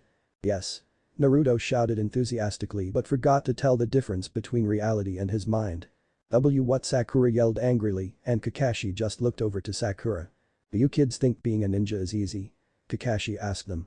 "Why do you think you're doing this in teams?" "Wait. Teams?" Naruto thought. "What do you mean?" Sakura was about to ask but was cut off. "I found out the meaning of this test," Naruto quickly said before anyone else could say anything. "What would that be then?" Kakashi responded with. Naruto got up then pointed at Kakashi. "The meaning of this test is teamwork." The white-haired man paused for a minute. "You have the meaning of this test, but if you didn't notice, the test is now over." "Oh great. How will I explain this to the Almighty Council?" the man said in his head. "Since you are going to be sent back to the academy, Sasuke and Naruto, you two get to eat, but Sakura must not eat and be left against that log," Kakashi Haddock of Konoha told them. "Naruto. I'm finally a genin. On my path to becoming Hokage," Naruto yelled at the top of his lungs on top of Yondame's stone head. Naruto had finally become a true genin after beating Kakashi's exercise. At the end of the test, Naruto had given his food to the pink girl who refused and kept asking for Sasuke's food over and over again. But the blonde boy had finally gotten her to shut up and eat the food, resulting in them passing the test. Even though the girl almost made them fail. Damn. I wonder how Naruto is doing after 4 years since Itachi left and 2 years since it almost broke out. AM said to herself, then sighed and went back to taking orders for her customers in Ichiraku's ramen stand. Chapter 6. The 4 Demons. "Anyone? Hinata. What's up?" Kiba called out to her, then patted her on the back. And nothing, I just am making food for someone. She started tapping her fingers together. Who is it? It has to be me. Kiba yelled in his mind. That's nice, Hinata, I'm sure that person will be happy to try your food. The dog boy told her and started running away with Akamaru to the middle of nowhere. Sasuke-kun, a pink-haired girl, started to stutter at the thought of him being right in front of her and started bringing out the food she made for him. I made this for you. She said, then tried to hand it to him, but he just put his hands in his pockets and started to walk away, not even wasting one glance at her. The blonde-haired boy then walked into the scene, noticing what Sasuke did. He ran up to him. Team. He said quietly but sternly, then stared at him. What dope? The Uchiha had turned around and replied to the orphan in front of him. Why did you do that to Sakura? She made it for you. Naruto clenched his fist. He knew Sasuke was lucky to have people actually like him. He was an orphan and the host of the Kyuubi, no one liked him, they all hated him. HN. Sasuke turned around then started walking back to his home. You bastard. Naruto yelled at him. Sakura Haruno then walked up to him and yelled at him. Would you call Sasuke a bastard, Naruto? Then tried to slap him, but Naruto blocked her hand and walked away. This is the thanks I get for trying to help someone. It's probably better to not even try to help someone anymore, they don't even appreciate me, Naruto thought as tears rolled down his cheek, but he wiped it off and raised his head up high. Heh, I'm gonna be Hokage. I don't need to care about this. The boy had said to himself, trying to cheer himself up. He ignored Sakura yelling at him and in a blink of an eye he disappeared from the girl's line of sight. You're so smart, Shikamaru, I wish I was smart like you. A boy with spirals on both of his cheeks said to his friend. I'd wish to be like you any day, Choji, besides you're strong, right? His lazy friend said. Then they both went back to watching the clouds and eating chips. They saw the sun start going down and decided to go home. They parted ways soon after and went home. When Choji reached his home he went to the cover and reached for a few more bags of chips and started them in his room. He munched on the chips. He grabbed another handful, then put them in his mouth. When that bag was finished, it was time for the next one. Meanwhile Shikamaru was reading a book, it was called The Rematch of Tortoise and Hare. Book start. Ha! You'll never catch me, dope. The tortoise shouted at his worst enemy, then pushed a special button on his go-kart. Rockets came out from the back and the go-kart went at turbo speed. The hare then pushed a button on his car. We'll see about that, team. Bwahahaha, a spring unleashed from the bottom of his cart, then it bounced up and on the tortoise's cart. Acid bomb. The former shouted at them, picked up a glass cup from under his seat and leaned to the edge of his cart door and tossed it into the tortoise's cart, causing most of it to melt. I'm gonna win. Hare shouted, then turned the spring off, going back to normal speed. Speed-Eye Tortoise shouted, then his cart turned yellow, an eyeball appeared in the window with lightning in the middle of the eye and the cart sped up to Hare, but it lost its power when it reached Hare. They both crossed the finish line at the same time and started arguing again. Team. Dope. Bookend. More like the children's version of Naruto and Sasuke, Shikamaru lazily said, then placed the book on the floor and went to sleep. Team 7. I am sick of these stupid D rank missions and that stupid cat. Naruto pointed at the demonic cat also known as Tora. These missions are a waste of our time, we need missions so we can get stronger. Sasuke agreed with him. Naruto. We need to do these missions so we can learn about teamwork. Sakura yelled at him. The blonde-haired boy then walked up to the pink-haired girl. Hey. I wouldn't say that, to the one who was useless during the survival exercise, he shouted at her, causing her to shut up. Now you two, no need to get in a fight, but what Naruto said was true, Sakura, Naruto smirked. However, Naruto, we do need to learn about teamwork also. This time Sakura smirked. Fine, but can we do a C rank if I tell you I made a seal that lets us summon the cat anytime? Naruto said, earning eyes from everyone in the room, including the Hokage and the Anbu. We're listening. They all said at once. The boy raised his left hand in the sky and the cat appeared in his hand and away from the wife of the fire daimyo's arm. Deal.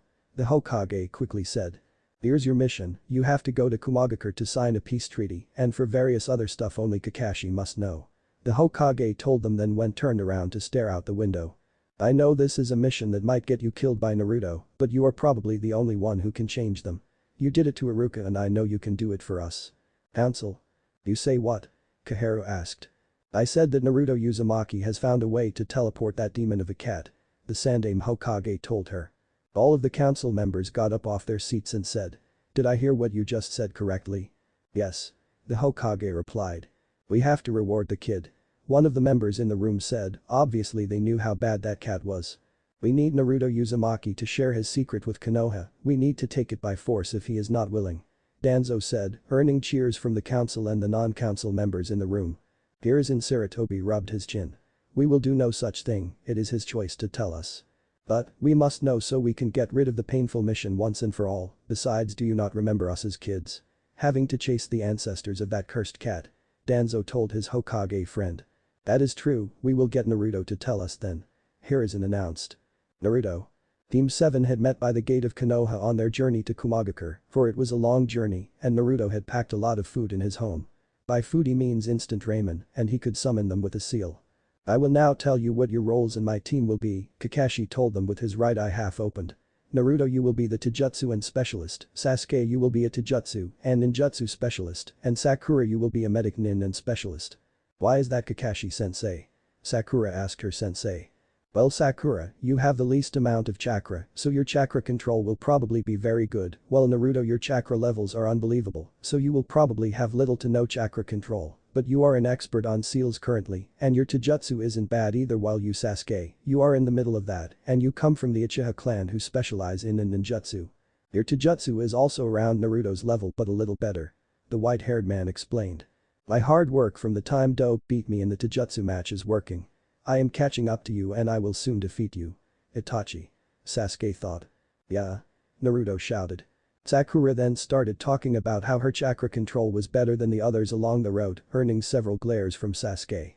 As they were walking along the road they had noticed a girl following them, her eyes were lavender and she had dark blue hair. She was holding a bento in her hand. Boy, Hinata. Naruto shouted then quickly tapped Sasuke on his arm. You guys keep walking, I'll catch up with you. Boy, dope. Sasuke shouted, but Naruto was already where Hinata was. Here you go, Naruto-kun, Hinata said, then handed him the bento she had made specially for him. Thank you, Hinata-chan, Naruto replied. Chan, Hinata said mentally. She had still not gotten used to Naruto calling her that. I. The young boy told her, then in a flash he disappeared from sight. Then Naruto-kun. Don't get hurt. The Hyuga girl whispered to herself, staring at the ground. She started remembering the time Naruto saved her and she vowed to herself that she would become a better kunoichi and would grow out her hair. The boy reappeared from thin air in front of the entire group. How'd you do that, Dope? Sasuke questioned him. By seal, duh. Naruto replied back. Well, let's just keep on walking. Kakashi said. Naruto. He is already making a replica of Hiraishin, however his isn't even close to Minato-sensei's level yet. He still has a long way to go before he can figure out the space and time seals, Kakashi thought to himself. It was almost night time, they had been walking for a long time, it had felt like forever. The night was especially cold, but they couldn't stop walking because it would take too long. The deadline of this mission was in a week. They could not fail this mission, it was an important mission that must not fail, if it did, then that means that Kumo might eventually attack them. That would be a disaster if it did happen. The two mightiest ninja nations fighting each other. I'm bored.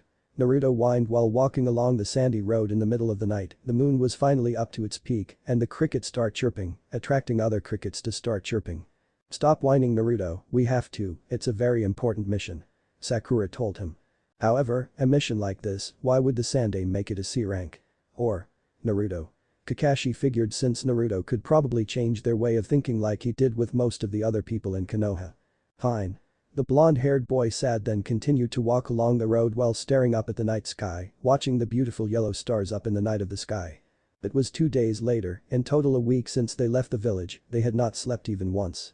Kakashi knew this and had decided they earned it, so they should start setting up camp so that they could sleep. How about we set up camp? The white-haired man told them. Yes, yes, yes, yes, yes. Naruto shouted out into the sky, then helped them start unpacking the stuff they needed to set up camp with. Naruto starts looking at himself. His unzipped white hoodie, medium gray pants and his black shirt with a spiral in the middle. They were sorta getting too small for him. Then again it was time for him to make it bigger. Once they finished setting up camp, Naruto went to sit on the wooden log and took out 3 pieces of paper from his pocket, then wrote some words on each of them and placed them on his clothes. Naruto, what's that? Kakashi said when he walked over to Naruto. Oh, I'm just expanding the size of my clothes, they are too small for me. He answered and then activated the seal. They started becoming bigger. Perfect. Naruto said. After everyone was done eating they went to sleep in the tents. Sakura wanted to share one with Sasuke, but obviously that wasn't a good choice, so she was forced to share one with Kakashi. Bros, why do I have to share it with some pervert while Naruto gets to sleep next to Sasuke-kun? The pink-haired girl complained to herself mentally. Naruto's pav. It's been 2 days. I hated this mission. I wish we could have just done the tour mission. This mission is so troublesome, no wonder Shikamaru doesn't want to be one. I should have listened to him when he told me that C-rank missions were troublesome. Who goes there? A stern voice asked at the gate. Konoha, we are here to sign a peace treaty. Kakashi told the voice. Very well, head that way. He pointed towards the giant tower. I was fascinated by the village, everything looked so nice here, but then I saw a girl, somewhere around 24 to 27, she looked sad, her eyes were full of sadness just like me. Was she too? I feel the killing intent towards her from the people in the village. Why do the people hate her too? Has she led this life just like me? But she is older than me, so her life must be worse having to live through it for a long time. Kakashi-sensei, can you head on to the tower? I want to see something. I asked my lazy sensei with no sense of pride of anything, always reading that stupid idiotic book. I guess so, don't wonder too much Naruto. He told me, obviously I won't. I wonder what you're up to Naruto. The white-haired man thought in his mind. After my team went off to the giant tower, I walked up to the woman with blonde hair near the ninja shop. She looked pretty and strong, I could tell that she was on guard all the time, not ever letting her guard down, perhaps she was very careful, perhaps someone was out to assassinate her, but who would do that? I looked behind to notice a man in a cloak, I couldn't tell who he was or why he was here, but he seemed very strong, and his presence was just indescribable. I can't tell what is going on in his mind. Was he an assassin? Or was he a friend? No, I shouldn't care about this, I'm not even from this village, all that matters is finding out if this woman is a.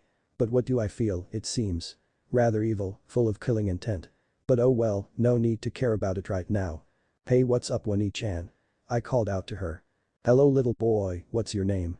She asked me. Naruto Uzumaki. I shouted back enthusiastically. So what are you doing? Is he a spy? The blonde-haired woman thought. Heading back to my house. She answered me. Oh, bye. I told her, then started walking towards the tower. Well, she sure is nice, I just wanted to know her, but I better not bother with her. I can feel through her chakra that she doesn't want me to bother her anymore, she feels insecure than other people for the reason I am thinking of. I soon reached the tower and closed the door. Hi. I shouted enthusiastically, then noticed the same woman I met down by the shop. Oh, it's you again Wani-chan. So you were with Konoha? She asked, not surprised, she had noticed his forehead protector after all, so obviously she would have known, unless she didn't see, which would be really embarrassing, since it was very easy to notice, even a baby could spot it in my opinion, that is. Yeah. I replied to her. Ahem, so we are here to sign a peace treaty. Kakashi told the Raikage. I see, the Raikage managed to say before he was stopped by an explosion from outside the village gates. I'll go see it. I told them. Wait, dope. The one and only genius of an Uchiha had said, but I didn't bother to listen to him and hurried out the door and through the village.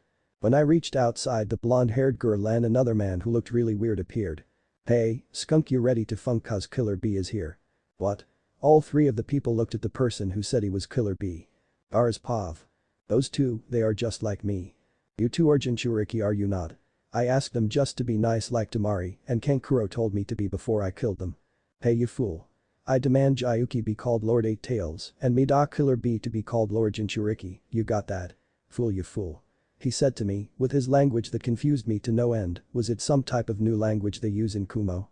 Stop that B. Say ho, say what? He said immediately back to the unpleasant woman who looked like a very skilled ninja. I said stop rapping. No one understands. She said. My name is Yujito Nai, his name is Killer B and yours? Yujito Nai asked me. My name is Sabaku no Gara and I am the one-tailed Tanuki, Shikaku. They all looked stunned when I said that, yes, they had to fear me. My every move should frighten them, then I will kill them all. Boy, you fool, let's see who can funk da funk, Killer B said in his terrible language called rap, you can't beat us cause us two, the bee, and the octopus are gonna get you. He continued onwards, it sounded like death to everyone's ears. I said to stop with the rapping. Yujito Nai said, the owner of the two-tailed beast. Hey, you gotta learn to appreciate the rap cause you know it's gonna get da groove in da future you know. He rapped again with another ridiculous rhyme, it almost sounded like a screech this time, that was how bad it was. Hey, stop with that. It's hard to understand. The blonde-haired boy told the rapping failure straight on. Hey kid, you got some spunk. The bee replied back, he didn't sound angry, but from his facial expression, you could tell he was mad. I know, now can we like to deal with that guy? I think he wants to kill you two or something, Naruto Uzumaki told them, then pointed to the boy with a gourd on his back, the kid seemed like a cold heartless killer. "Oh come on. Please." The boy said again, causing the two to look at the boy with a gourd on his back with a deep gaze. "Breakage?" The older man said. "That boy, he looks like someone," the Raikage thought, thinking deep into his memory of someone he met before with blonde hair, such as the boy, and blue eyes such as him. Could it? No, it couldn't. But may that be Raikage-sama? Kakashi asked, hoping he would not guess the Yondaime Hokage, or else that could be disastrous. The boy had a lot of potential, soon he could probably destroy an army if he continued to improve on his skill. Well, maybe not that soon, but still. "It is nothing." He replied back, thinking that it was impossible since he read that the Yondaime Hokage had died, one of the greatest ninjas to ever live, even dodging his fastest attack. "But we must send ninja down there immediately. 2 of our Jin special shinobi that are in training are down there," he yelled. He knew that he was worried for his brother, even if he didn't want to admit it. No matter what though, he would not lose him, he wouldn't allow it.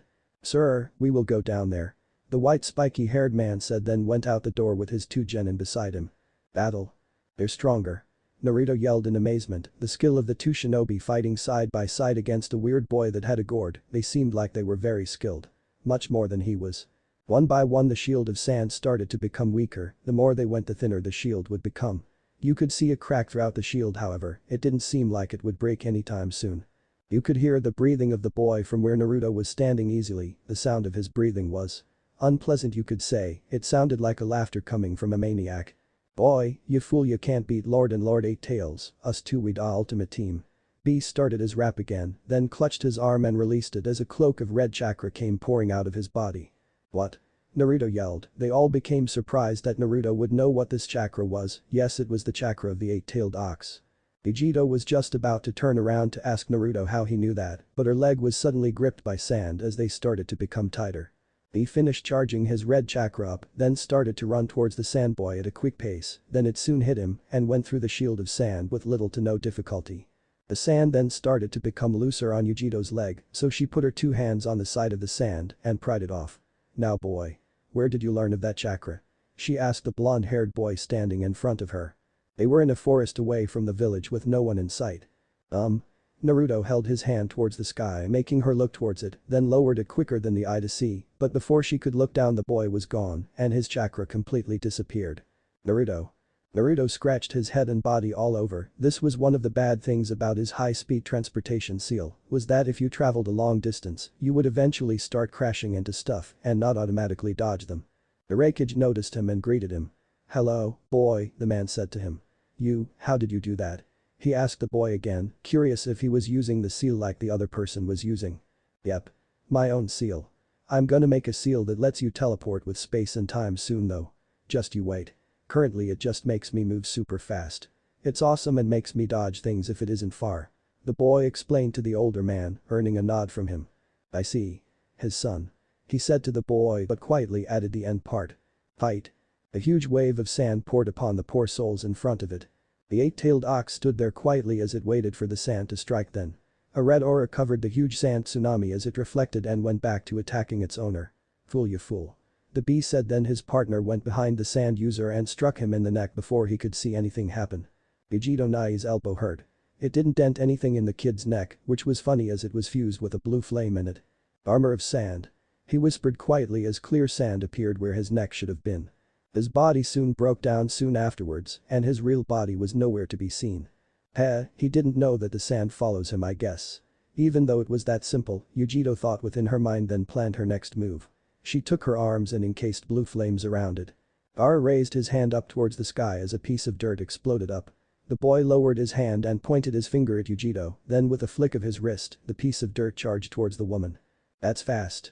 At this speed it could go through my body. I didn't want to do this but," she yelled mentally in her mind. The tentacle appeared from nowhere and smashed the dirt piece, causing a shockwave that lasted a kilometer. "You cannot defeat me." Gara yelled at them as sand traveled underground and appeared underneath the octopus, then grabbed it by every tentacle. The sands formed a string leading back to Gara as he pulled on them. "The boy is strong, but we both have had years of experience, he is no match for us," the woman thought. Killer Bee shook all of his tentacles roughly till they started tearing apart, then wrapped the one-tailed into a lock as he smashed the boy up and down. He stopped after 10 times of doing it, then threw the boy up into the air. But Killer Bee did not catch Gara, no, he let the sand boy fall. Then an older man jumped up and was about to land on the boy, but an earth well appeared. Earth style, Earth well, a white-haired man said as he made the seals for it and the wall appeared blocking B from demolishing the boy. Breakage. Ha. If you say so, I'll be the Hokage one day, just you see, then I'll protect all of my precious people. Naruto shouted, then appeared a knock on the door. The door opened up and a white-haired man accompanied by 2 children and 2 adults appeared. Hey. What happened to that sand person? The blonde-haired boy said. He disappeared when he was about to capture Naruto. Kakashi told the boy, then headed towards the wreckage. I decline the peace treaty. The man said, slamming his hand on his desk. Why is that, Raikage-sama? Kakashi asked politely, but you could still hear the laziness in his voice and you saw the laziness in his body language. My boyfriend and I made a deal. Kakashi eyed Naruto. Oh, what would that be then? It's that once I become Hokage, we'll become allies so that I can protect my precious people.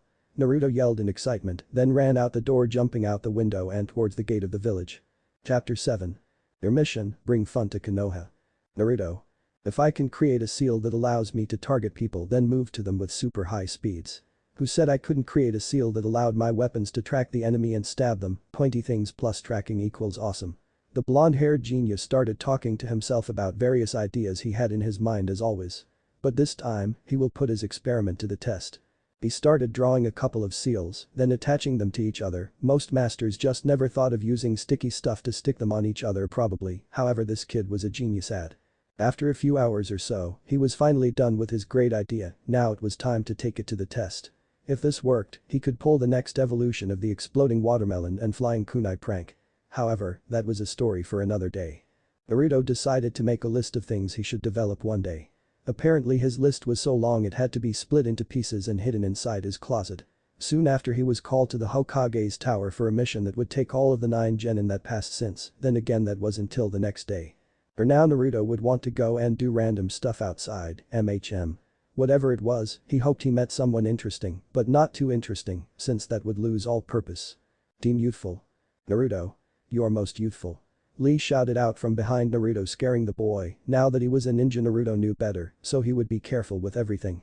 Who knew that the ninja world was so dangerous, people always hunting you down? He knew why the people hunted him down now, but he didn't know why they still thought that it was the Kyuubi itself, like didn't his Jiji tell them that he was just the container?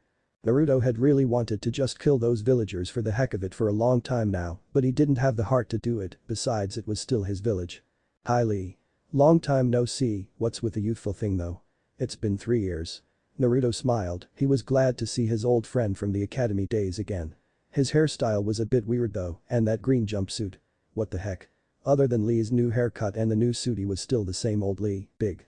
Very big eyes, the eyebrows and the other stuff like his constant shouting. Naruto. You have to meet my most youthful sensei. Lee told him, again with the youthful part. What happened in the last 3 years, like seriously you don't just go from that normal youthful person to a super youthful person in 3 years. Well you could but still. It was not normal, it must have been his sensei. That must be it, since before Lee would never say youth or Yosh. Whatever that was. The blonde-haired boy became curious along the road about many things. What had happened to him, when did he graduate, why didn't he see his friend for a long time? Sure they had been in different classes, but he would have been on the road right. Hey Lee, when did you meet your sensei? Naruto asked one of his best friends. Lee jumped up. 1 year ago Naruto, that is how I met my youthful sensei. The former said, enthusiastically. Yosh. Lee shouted. Naruto wanted to murder the boy so badly now, too youthful in 1 day, and the must he keep on saying that. Any more of this? Youth and I am dead, slapping him so hard. Naruto mentally screamed in his head, youthfully. They soon arrived at the training grounds. Naruto recognized the place as it was the place he was doing the survival test with his sensei. He could just feel the laughter in the air. His sensei laughing, that is. He hated the test, the white-haired man was pretty scary. Oh hi Naruto-kun. A familiar voice called out to Naruto. It was a girl with her hair tied into a bun. She seemed oddly familiar. Where had Naruto seen her before? Somewhere in his childhood probably. He didn't remember many people. Actually it was more likely he didn't want to remember most people. Yosh. You are the most youthful Tenten. However Lee was ignored as his youthful words got really annoying after listening to it so many times. Remember me? It's me Tenten. I was at your orphanage with you and Lee when we were pulling the exploding watermelon and flying kunai prank. It all seemed clear now, the one that was always on his mind, the girl that he didn't remember, she was the one that was with him and Lee. How could he not remember her? Was he this stupid? Flashback. Hey, guys, remember that flying kunai prank? Naruto asked his two friends beside him. Yeah, what about it? Tenten replied. How about? We add a watermelon to it, then explode it. That is a great plan for Naruto. Lee told him then jumped up into the air. I know, I'm a genius, now for an explosion seal, can one of you go buy one at a store? I can't get in because you know. Naruto told them, then turned his head towards the ground. Okay Naruto Tenten said, trying to cheer him up. Oh also, if we like you because of it then how do you know other people won't? She then ran off to a shop. After she was gone Naruto started to think about some things. Hey Lee, wouldn't it be awesome if I could learn how to make seals? That is a great idea, Naruto. Lee said enthusiastically then went on to run around everywhere in the village. Flashback over. And after they got everything prepared, the prank started. It caused a great uproar in the village, it had also caused the boy to be listed in the bingo books, but in a special section called PSS. Which meant pranking superior specialist. There used to be a number of them, but the numbers started going down after what happened to the whirlpool. Those red-haired pranking masters were disappearing one by one, causing the PSS to disappear. You could list a number of them. Mito Uzumaki. Kushina Uzumaki. Heck, even Yondaime was in it. Minato Namikaze. It was great to have them back, some people thought, but most of the people wanted them to disappear forever, as the pranks were too much for their little minds to handle, silly fools. Just can't take a joke. Hi Tenten. Naruto said. See Lee? He does remember. Tenten told her friend. Anyways our sensei is going to appear right about now. She said then leaves flew off above the ground everywhere as a man slowly became visible. Their sensei had startled Naruto very much, Lee was an exact replica of him, an exact one, the man had the same bowl haircut however his eyebrows were much thicker, you probably couldn't tell if you were a normal person, but for someone like Naruto, you could probably tell how much thicker he was. His movements also, they seemed like someone of a skilled shinobi, but this man looked like he was a clown waiting to make some ryo. Naruto could see how much Lee respected his sensei, the man must have taught Lee a lot of stuff, since Lee used to never open up to people other than the people in the orphanage, even then he wouldn't that much since most of the people in the orphanage were usually mean, especially the caretakers in the orphanage, now those people were real mean. But really, you would probably say that they were father and son if you saw them like this, they were really alike, however when Lee was younger, he looked nothing like this, his eyebrows were still big at that time though, so it was probably the same thing. You must be Naruto-kun, Lee has told me all about you. Mito guy yelled, punching the sky with his right arm. I thank you for helping my youthful student in his time of need. No, I didn't do much, he was just one of my very great friends. Naruto said back to the older version of Lee. But are you really strong? I can tell by the way you move that you are a very skilled ninja. Naruto asked him.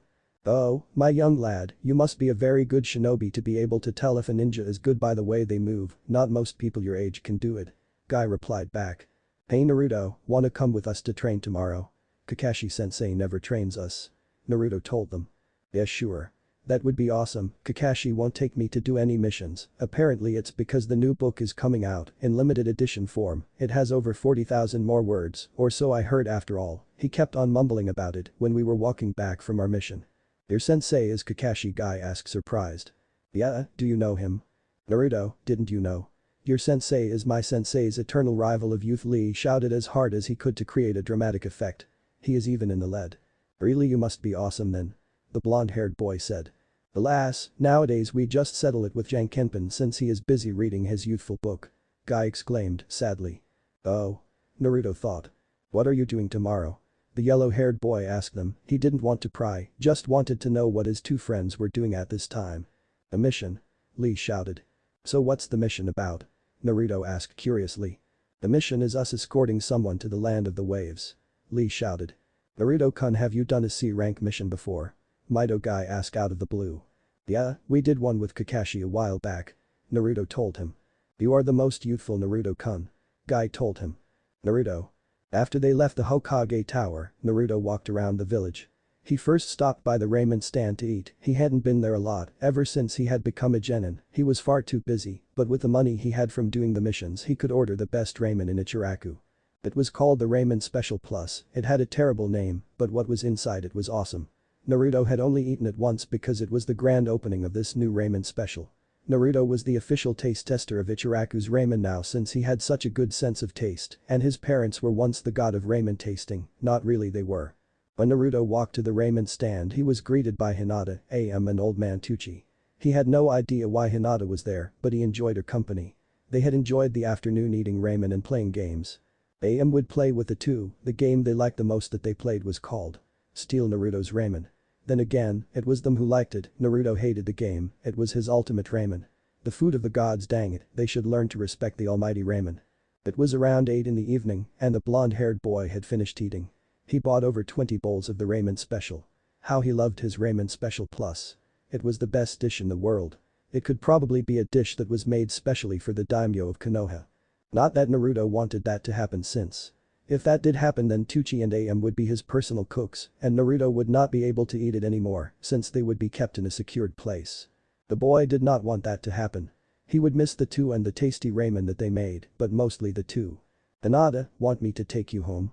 Naruto asked the lavender-eyed girl. "Konoha 9 not Konoha 11. So what's this big mission you got for all of us old men?" Naruto asked rudely, swinging his arms behind his head and around his neck. "This is a very important mission, do not forget." The Hokage yelled loudly one more time. Yeah, we get it," Naruto replied back.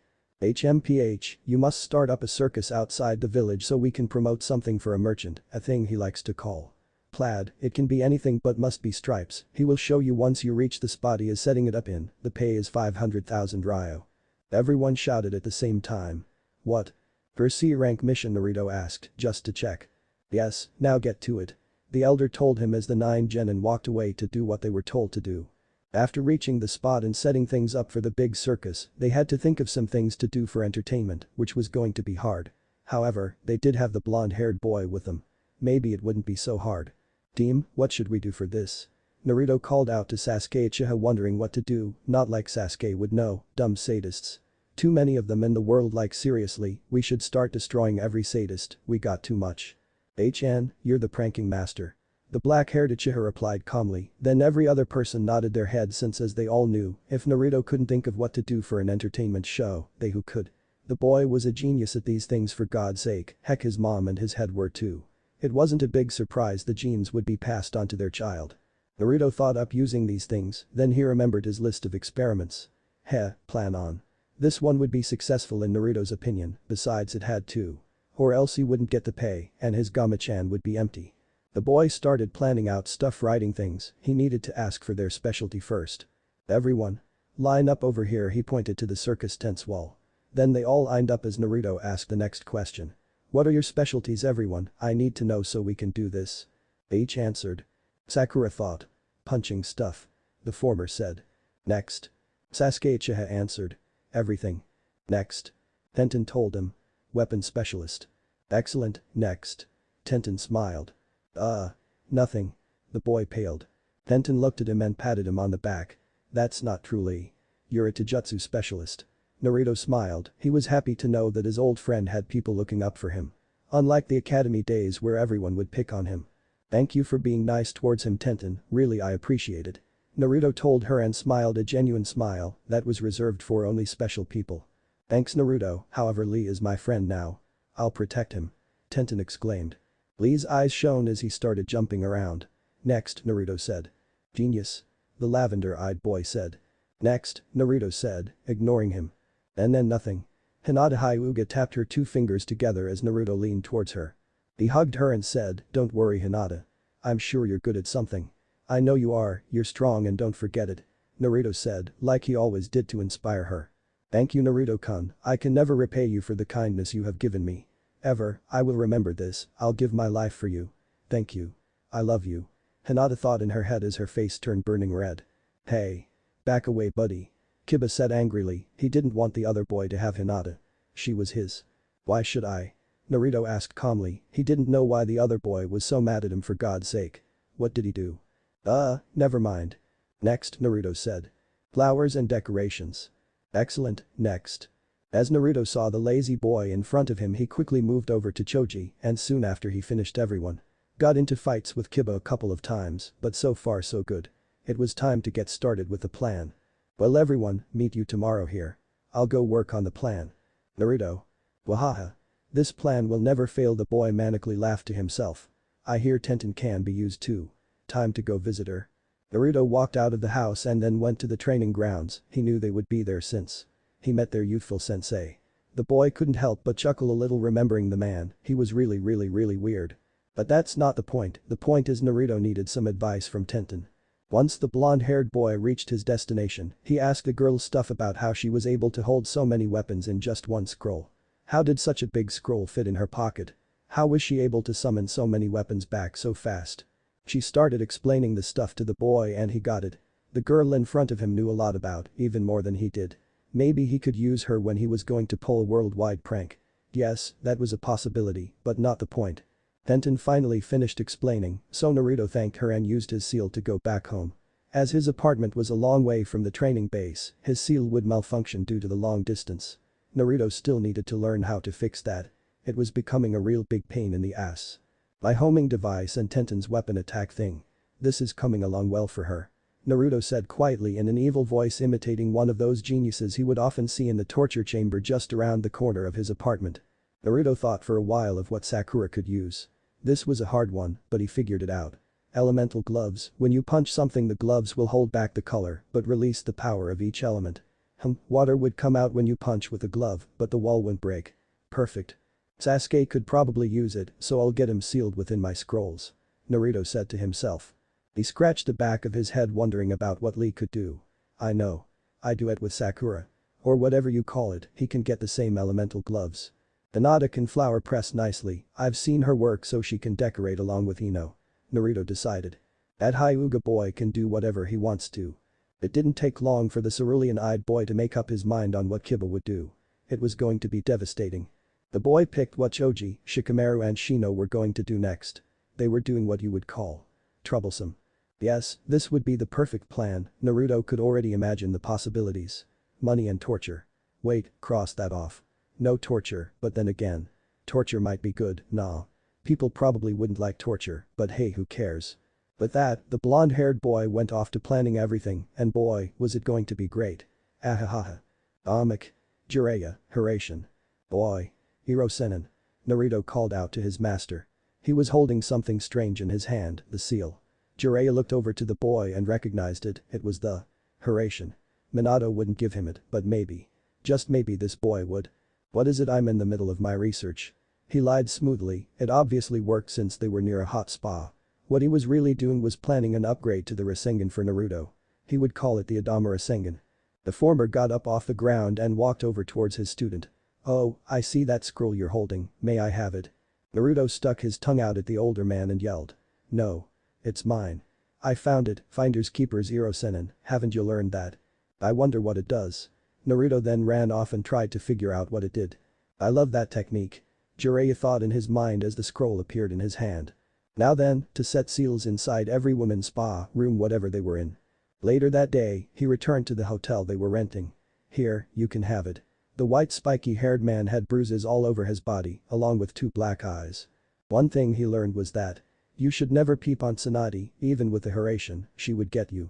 The son of the Yondaime then took the scroll and burned it to ashes. You probably used that scroll on perverted things. He said then went off somewhere in town. Probably to check all of the ramen shops. Chapter 8. Naruto. When can I learn my father's like seriously, it's almost time to meet the pervy sage and I wanna be cool for it. Bad Naruto. You can't do that till you go on the training trip with Jiraiya. Sasuke. Like the dope could ever use it to its true potential. Sakura. Yeah. What Sasuke said. He's so much better than Naruto. Hinata. I think Naruto-kun can do it. Naruto. Thanks Hinata. Walks towards Hinata and hugs her. Naruto. Huh. Did I do something wrong? Even in this story he is still dense, whatever. Sasuke. Like I said. Dope. Naruto. Team. Sakura. Don't call Sasuke a team. Hits Naruto's head. Naruto. No fair. I'm starting a democracy. Hinata. I'll help you Naruto-kun. Naruto. We're gonna take over the world. Runs off with Hinata. Well. Till next time. Chases Naruto. Naruto come back here. I do not own Naruto, that belongs to Hinata and only Hinata. Hinata blushes. The incident. Hinata. Hinata pulled her arm back and struck with a quick jab, destroying the tree completely by aiming for a single point. Most of the Hyuga clan did not know this secret though, there is one point in a tree where you can destroy it completely, however it would take precise timing. The girl wondered about this, if a tree had one did other solids have one too? Like boulders, humans and other things. She would discover it to get stronger for Naruto's sake. She didn't want to have him protect her any longer. Looking towards the moon, she noticed how dark out it was. Her eyes glanced towards the small puddle as she saw a figure coming out of the shadows. He had blonde hair and cerulean eyes. She knew that boy anywhere, it was obviously Naruto. The one she believed would become Hokage one day. "Hey Hinata." Naruto called out to her. He walked to the end of the hill and stared down towards the village. The boy turned around and welcomed Hinata to come join him. So she did. "Hinata," the blonde boy said. "Don't you just love the breeze this time of night?" The wind blew against his hair as he started stretching his arms and legs. "Yes, yes I do," she answered. Their hands soon touched each other as they stared towards the moonlit night. Team Mito guy. That mission was so youthful. Lee said to himself while doing one-armed push-ups. He had to become stronger, that mission to the wave was a hard one. If it weren't for releasing his gates along with the weights, he might not have survived. That was how strong Haku was. HMPH. Neji scoffed. Tenten glared at Neji. "Don't be like that Neji, we could have died if Lee didn't do that weird thing he did where his chakra would suddenly release." Neji remembered the chakra he saw, it was strong, deadly strong. He had never seen anything like that before. Never before, it was just so. Heck, the insane amount of chakra even hurt his eyes. The Hyuga grunted, not like he cared. He was far superior than that person. He was a part of the strongest clan in the village. "Youthful students, today we shall help Naruto. Even I shall help," Guy announced. Ah yes, all three of them remembered that mission, but they did not think that Guy would actually help out. He was too youthful to do it, with his flames of youth, the entire circus would explode. Not like Neji cared anyhow, the more destruction the better, he didn't really care about what happened, it wasn't like he wanted to do it, all it was a mission, he was forced to do it. The other reason he would actually put up with it was because he got paid for it, no good pay. Heck no. That would be stupid, he needed to pay, you know, for chasing cats, like who wouldn't want to get money for that, the cat was a pure ball of evil. Naruto. Pillar B. I know. I'm gonna make one of the people working in this mission learn how to rap, how did it go again? Naruto said to himself while working on the plan. You ready to funk the funk, cause Killer B and his partner gonna eat the lunk and hunk like a sack of potatoes going kaboom. When you see me, I'll eat you, you gotta go with the flow, on the streets yo, when you see me, you go squawk and quack, and rough mac. The blonde-haired boy paused for a second. Note to self, never trying to rap again. Hell, even B was better. The former added on after that. After some time of thinking to himself, he decided to go and do something, creating seals was boring after creating too many for a day, he just woke up after all, it was like 7 damn it, he woke up at 6. Then again, just a few more hours till he goes to work on the mission, he really wanted to see how it would turn out, and damn, did you see the pay, that was a lot. Well, I'm bored, we gotta start in 2 hours, maybe I should go try another round of shogi with Shika. Naruto said to himself, as always. He heard talking to yourself was bad, but he could stop, it was just a thing he did. He finally reached his friend's house and sat down to play some shogi with him, he knew though that he could never beat Shikamaru at shogi, the kid was a genius, he was too smart for his own good. Hey Shika, let's play some shogi, I'm bored. Immediately a board of shogi came out of nowhere in front of Naruto as they sat, ate and played. But the point was, that kid was damned fast at getting a shogi board like God, but no, when he was doing something else he was slower than a snail even. I have a feeling I'm gonna win this time. Well, that was what he always said, not like he would win. Just keep dreaming Naruto, just keep dreaming. Shikamaru told him. After playing for a while, Shika knew that the game was about to be over, however he still had to worry about the night, Naruto saw that opening Shikamaru knew that he would lose, but he probably wouldn't. The game was intense, one after another Naruto would destroy Shikamaru's army, but the shadow user wouldn't give up. It was finally down, Shikamaru had very few choices left, he had to think it through. That was when he got into his special hand sign to help himself think. Damn, Shikamaru, once he's in that mode, I can't win. Naruto thought to himself, he thought he would finally be able to win this time. After a few more turns, Shikamaru finally won, it cost him almost all of his army, but it was a good battle. Good game Shikamaru. Naruto told him. You too, Naruto, Shikamaru told the blonde-haired boy. You've gotten a lot better. Thank you.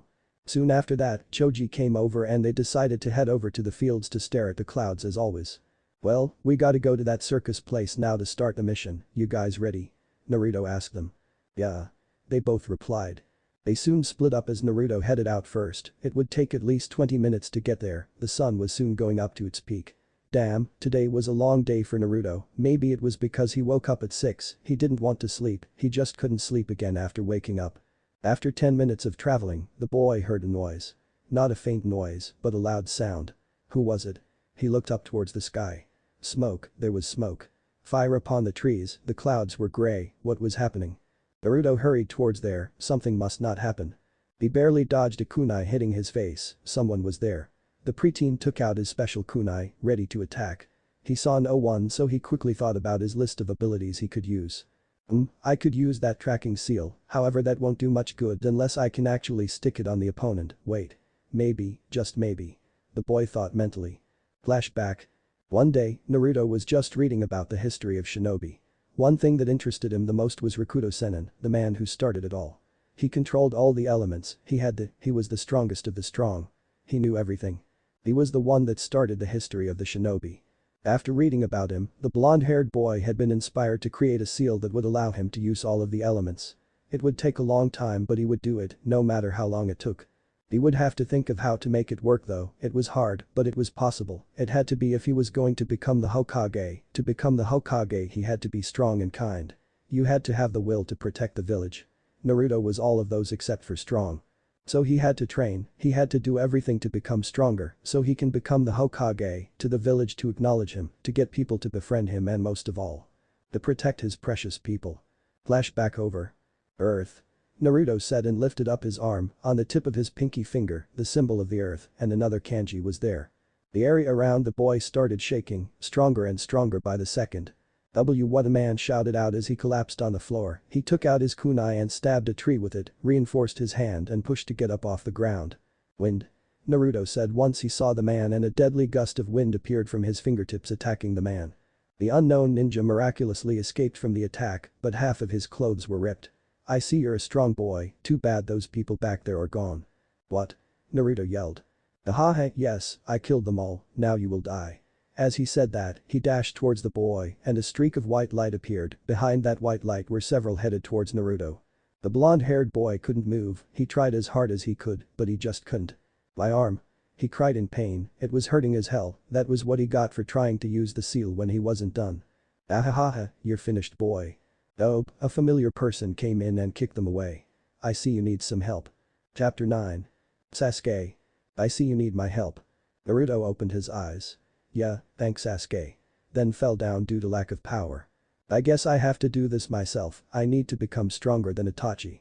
Sasuke stared at the blonde who was on the floor. Sasuke picked him up and put him down somewhere safe. Try and get me, boy. The enemy shinobi taunted him, little did he know that Sasuke took taunts very seriously and anyone who would dare taunt him, shall pay, one way or another, Sasuke would get him, he would. Don't say I didn't warn you. The arrogant Uchiha said and dashed forward. He took out his kunai, slashing all of the shurikens the other man would throw at him one by one, till he reached the man.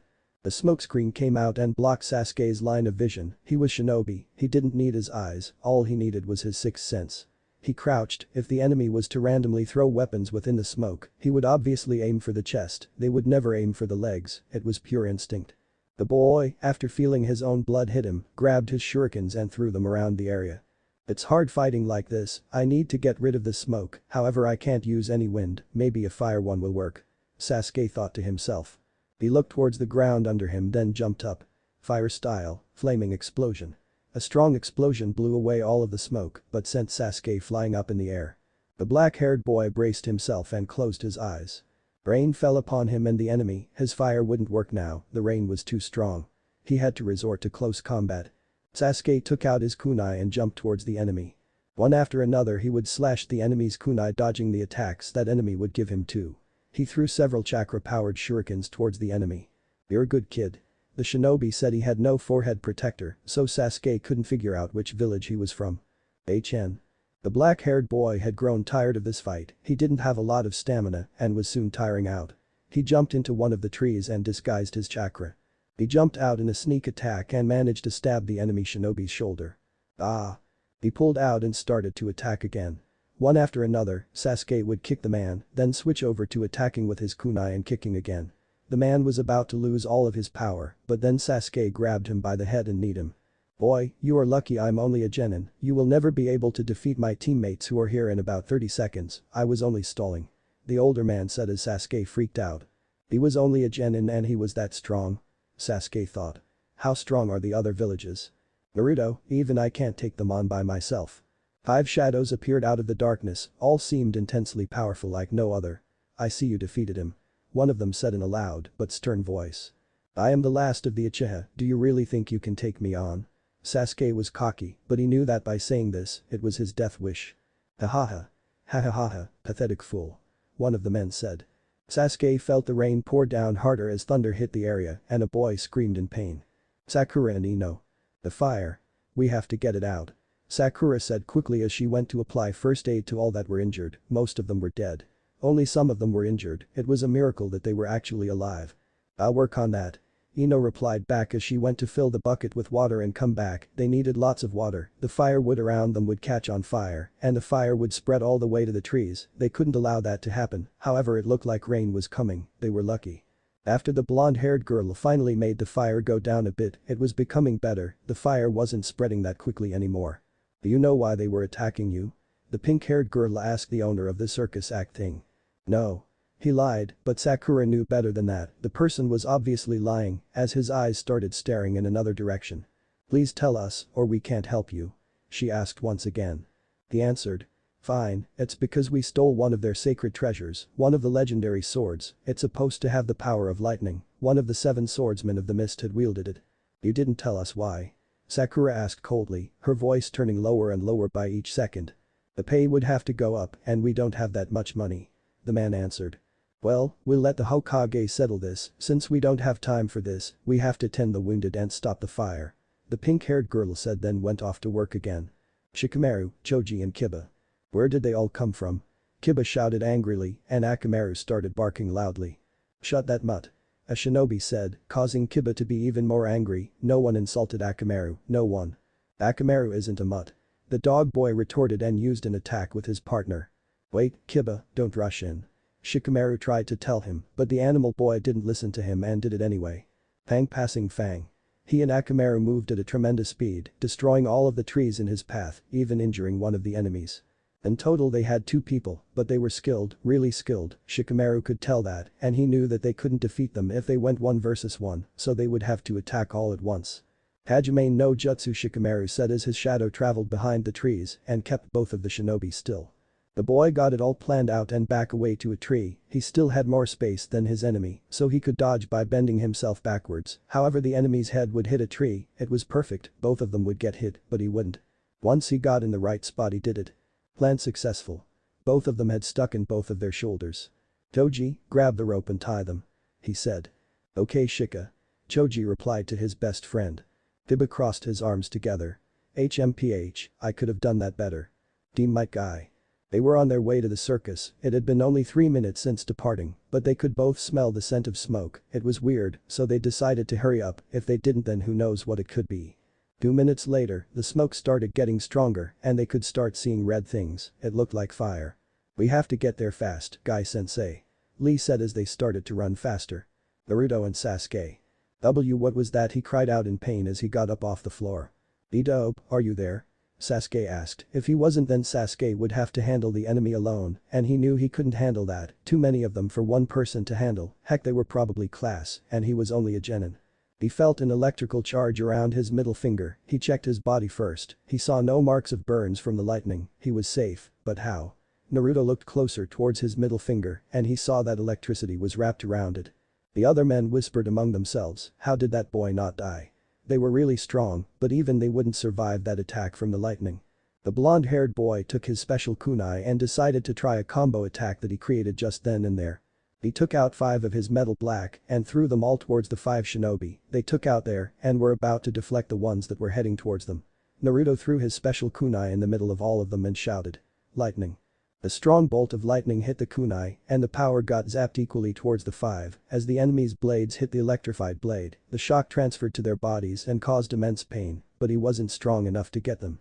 Sasuke decided to help Naruto, he took his 5 shurikens and aimed it for them, the Uchiha lost his balance as a man appeared behind him, Sasuke turned around 180 and kicked the hooded man, he fell as the Uchiha took his kunai and stabbed him. They were now left with 4 others. Naruto smiled. Maybe you should try rapping, you'll be much better at it than this, I have a friend named Killer B who raps. Maybe you guys should meet him, I'm sure he'll teach you. The boy confused them, like seriously, what the heck was rapping? They never heard of it before, whatever it was. It sounded awful, even worse than having to eat their mom's soy bacon. God, that was awful. No, I mean it, seriously, you should. Naruto then took his kunai and threw it towards them once again. He ran towards it at high speeds, grabbed it and kicked them, causing them to land it on a rock. Naruto, what was that? Sasuke asked him. The Uchiha heir told the Namikaze heir. So, what was that rap thing? No, seriously, what was that rap thing? Sasuke wanted to know. It sounded weird, but it might help him become powerful. Whatever rap was, he wanted it. No matter how long it took, he needed to learn how to rap. He needed to defeat Itachi. Sure, Sasuke. I'll give you a book on how to rap once this is over. Naruto assured him. With rapping, I can finally defeat Itachi. Sasuke yelled to himself mentally. They then got ready to attack the four others. Amak, rap kills. Hey Itachi, you here, you there, you everywhere. Sasuke started out one of his famous lines. You idiot, can't beat me, you're even worse than Sharky. What was that, little brother? Itachi asked cluelessly. Sasuke then stopped and pointed to the sky. Here's my partner, Lord Jinchuriki and Lord Eight Tails. Sasuke announced. Bakero, the weird man, started with, then turned red. With Darap, you can't beat us, cause we are so tight and you so light, brah. Marap and your rap, we'll beat Itachi into history. Sasuke tried to rhyme but failed like always. Pillar B frowned. Hey Jank, you gotta learn the moves before you do the grooves, you get me? Cause you gotta do the funk before you funk the funk. Not that Killer B was good either, but still, they were trying. Itachi was paralyzed. Destroying the clan turned him into this. I can't live with myself anymore, goodbye, kiss him. The older Uchiha said his last words as he stabbed himself to death and fell down a cliff. Chapter 10. Team Might Guy. They had finally arrived at where the circus should have been, but all there was were ashes. They saw a few people alive inside and some corpses that were burned alive. But the most familiar ones were Sakura and Ino's faces. They were very glad those two were alive, now they just had to wonder where the others were. I decided they should help here before searching for the others, it would be better that way after all, he was sure the others could take care of themselves. It was burning hot even coming near it, but they managed, they were ninja after all, and as ninjas they had to help these people, otherwise, what was the point of being one? Maybe in the other villages it isn't considered this, but in the Leaf it is. Yosh! Lee shouted. Then he went off to help them. Naruto and Sasuke. The blonde-haired boy dashed to the side and threw 5 of his shurikens at the enemy. One appeared behind the boy and was about to hit him, but a shadow appeared and kicked the man. Thanks, Sasuke. Naruto told him. The Uchiha looked at him and shouted. Watch your back, dope. Naruto nodded and held his hand out. The kunai appeared in his hand. Naruto tilted his head then dashed forward, 3 of the 4 men attacked him, the other one was fighting Sasuke. Naruto fought the 3 of them head-on. One of them aimed for his head, but Naruto blocked it with his kunai. He placed his hand over on the side of the man's chest and spin kicked him down. The blonde-haired boy quickly rolled over, allowing the man to be hit by his own teammate. Naruto jumped up and threw his kunai at the man that stabbed his own teammate, then as soon as it almost hit the man, he activated his seal and at high speed, he seemingly teleported there and stabbed the man. The hooded man that was stabbed by his partner ran away, but Naruto saw it and activated his other seal. His kunai soon started to chase the enemy that he placed his seal on before. There was one man left, he didn't try to help the others for some reason, maybe he thought they were too weak. Maybe it's something else. But Naruto was at a disadvantage, the kunai that had his Shunshin seal on was busy chasing the other guy. Naruto couldn't beat this man, he could tell from the killing intent that he was sending out. The young boy needed his teammate for help. He saw that Sasuke was almost done, so Naruto had to stall the man in front of him. You really think you can beat me, boy? He said quietly. Naruto replied with a heck yes, I'm gonna become a Hokage one day, so I won't lose to you. I like your attitude, tell you what, tell me your name before I kill you. Naruto grinned, someone who acknowledged him even if he wanted to kill him, he was getting acknowledged. My name? Naruto Uzumaki, and remember it. Dadabeo. The boy saw 2 blades coming out of the man's hood and the man charged at him. Naruto felt the pressure from the lightning behind him. It seemed extremely powerful, he needed to dodge it. Taking it head on was idiotic. You got guts, kid, I'll show you the power of this blade before you die. The blonde-haired boy looked to the side of him and saw that his tri-pronged kunai finally reached its target, so he recalled it back to his hand. Naruto jumped up and the man shot his lightning at him. The Uzumaki took his weapon and threw it to the side. He disappeared and reappeared at an incredible speed and threw it again towards the man's left arm. He saw the hooded person react and turn around with his sword. The boy grew a smirk and threw his weapon to the right side of him, teleporting away. You're a good boy, but you won't defeat me. I'll tell you my name as congratulations for dodging that attack. The older man said to the younger boy. He grinned behind his hood and said. My name is Yu Kazami. Yu then bolted forward with all of his might, lightning appeared beneath his shoes and he boosted forward faster than Naruto could react. One of his arms came from the right side as Naruto proceeded to block it with his kunai. It collided and the other blade came from the left side, Naruto knew it. He was done. It was impossible for him to survive this attack. Then, he saw black hair appear. Sasuke Uchiha took out his black kunai and blocked the blade before it could hit Naruto, the electricity transferred to him. Why Naruto didn't get the shock from the other blade was because his kunai wasn't all metal, the handle was made of something else. Sasuke. The Namikaze heir yelled at the Uchiha. Heh, dope. Sasuke muttered before losing consciousness. You cannot defeat me, you were lucky he came to save you. Naruto Uzumaki was it? Kazami said to the young boy. Naruto Uzumaki was mad now, he was furious. No matter what it took, he will now destroy you Kazami, he had to. Sasuke took the blow for him, so he would have to return the favor to the enemy 1,000 folds. The bright cerulean eyes that Naruto held were now gone. He looked towards the enemy and stared closely within his eyes. I'll destroy you. Naruto said with no emotion. No matter what it takes, you will die. He then tightened his grip on the weapon he was holding. He added pressure to his arm and forced the sword away, then threw his kunai up into the air and in a flash, in high speeds he went up to where his kunai was, grabbed it and did some hand seals. His teleportation seal came out of thin air and he summoned something out of it. Some paper appeared from it and Naruto grabbed it and put it in his pocket. Both of his eyes showed no emotion as he did another seal and a second tri-pronged kunai appeared in his left hand this time. He threw the right one at the enemy and reappeared where it was, just in front of the man. Naruto blocked the incoming blade from his left side with his left kunai, then he placed his hand on the man's head and jumped away. The blonde-haired boy didn't stand still because he knew that the lightning from the sword would hit him if he stayed still for more than 5 seconds. He ran across the field and then put his hand to his pocket and took out his tag. In a blink of an eye. He vanished. Yu couldn't see the boy anymore. He turned around, but nothing. He felt a hand on top of his head and he was right. Naruto placed the explosion tag on top of the man's head, then threw the kunai on his right hand away and reappeared there. The spiky-haired boy proceeded to get his kunai that was on the ground in front of the hooded man, then he could hear the sound of lightning headed towards him. Yu was mad, really mad. He attached the two blades together and made it double-sided, then pointed them up towards the sky. Lightning then came down powerfully. The rain started to become stronger and stronger. Naruto closed his eyes and started to think of what to do. Wait, yes, he remembered, they didn't explode the tag that was on the man's head. As the lightning was about to hit, Naruto saw the perfect chance to explode it.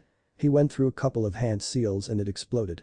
The boy saw that blade fall out of his hand, so he quickly threw his kunai towards it and grabbed it. Yu Kazami didn't think it would end this way. He went through a couple of hand seals and performed his technique. He jumped up all the way to the sky and did it. Lightning style, telegram flash.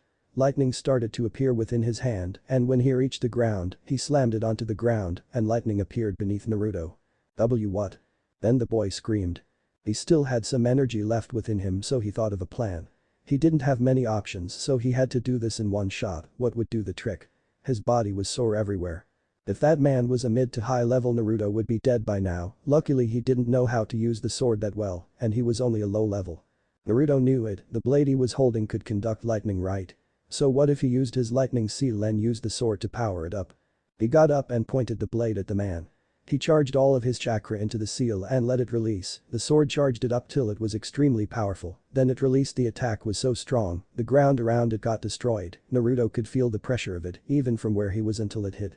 Yu Kazami looked Naruto in the eye and said, "Good game, Naruto Uzumaki, you'll make a fine Hokage one day." Then the lightning engulfed him. Naruto then went over to his kunai, picked it up and walked over to Sasuke and fainted. He was tired from the fight, if it continued any longer, he would have lost. 2 days later.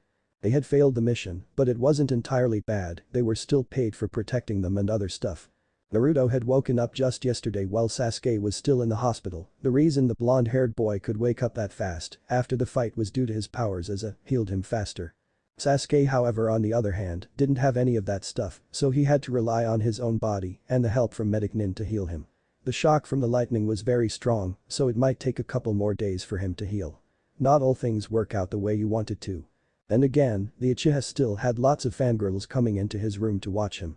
One of the non-fangirls was Naruto, he came in to thank Sasuke from taking that blow for him or else he would have died. They allowed the Uzumaki boy to keep the 2 swords and he learned the names of them. They were called Kiba. Maybe Sasuke would want them, he seemed like the type. The people who ordered that mission had disappeared, they went off somewhere, probably to the next village over or something else. Naruto yawned, he looked up to the sky and stared at it. It was pure blue, nothing wrong with it. No clouds up in the sky today, it was just plain nice. The boy was feeling hungry after waking up. He decided to get dressed then go outside to eat, where to go indeed. He had no idea, maybe Ichiraku's ramen, he hasn't been there in a very long time. With all of the missions and stuff. Yeah, he decided to go there. It had been a very long time since Naruto had last been to Ichiraku's ramen shop. He needed some ramen. Besides, his coupon.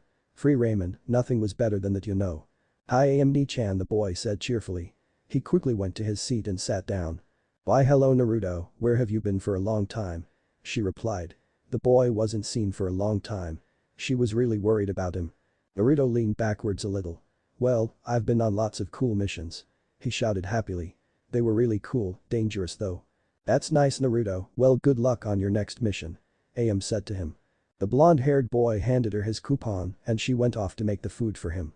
Naruto at that time was really bored and sleepy. He had just woken up and had nothing to do. The meal had finally come to Naruto, it seemed like centuries but in reality, it wasn't even that long. So once the food came over to him, he quickly took his chopsticks and swallowed it down in an instant. The food was incredible. He loved it with all of his heart. Now, after he finished his meal, he quickly said, "Goodbye Am-ni-chan, say hi to the old man for me." Naruto then ran out and off to the Hokage's tower, he remembered Kakashi-sensei telling him to go there. "Hey, Kakashi-sensei." Naruto greeted him while walking through the door. Kakashi put away his book and said back. "Hello Naruto, do you know why I called you here today?" "Yeah, so you can show me your perverted book." Naruto laughed to himself as he said that. "Not Naruto," he said. Naruto playfully said to him. "Oh, so you would like to see my Oric no, instead of reading that book?" "Passipum." Okay Naruto, it's time to get serious." "Fine." The boy said to the older man. "So what did you want me here for?" he said seriously. Kakashi looked him in the eye, then walked closer to him. "Naruto, I called you here for one thing, and one thing only." He then began to talk about what it was. "Tell your teammates what it is after this, okay?" Naruto nodded, then Kakashi proceeded with what he was going to say. "I have decided to enter you in the exams." Chapter 11. Exam Training.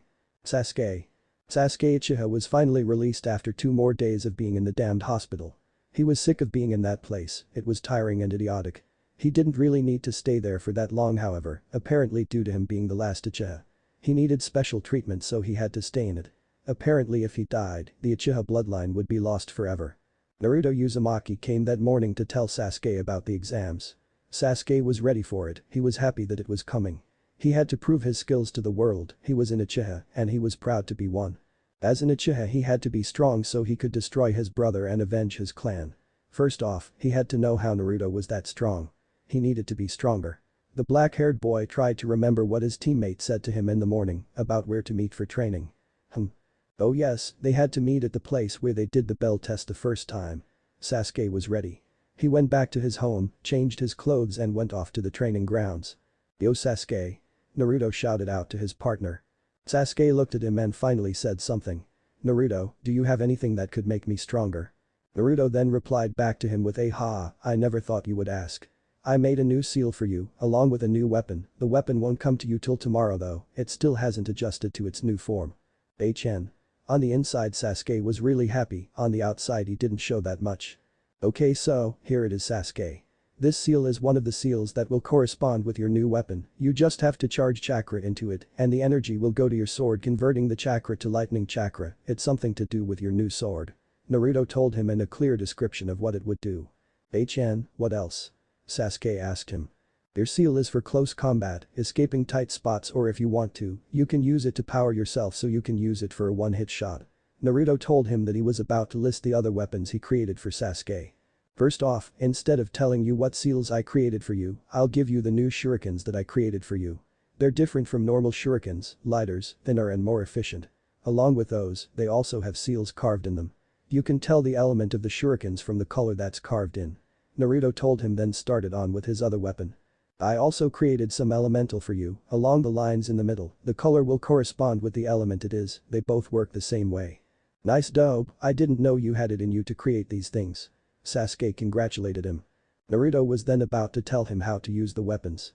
Okay, to activate the elemental powers, you have to insert your chakra within them.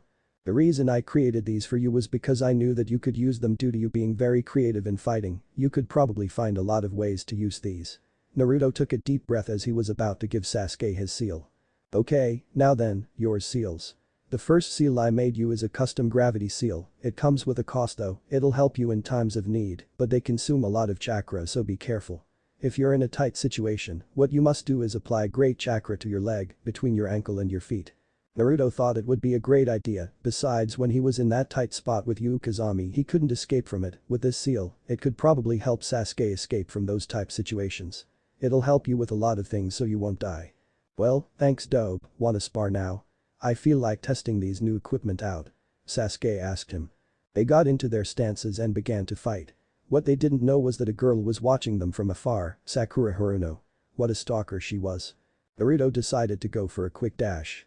He got ready to run, then. It started. It blasted forward into Sasuke. Left. Right. Up. Kick. Left jab. Uppercut. Miss. Miss. Hit.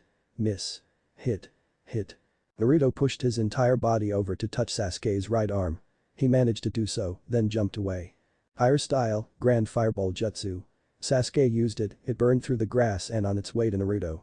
The blonde-haired boy threw his kunai within the flames, it engulfed the kunai, but didn't destroy it. The tri-pronged kunai managed to go to the other side.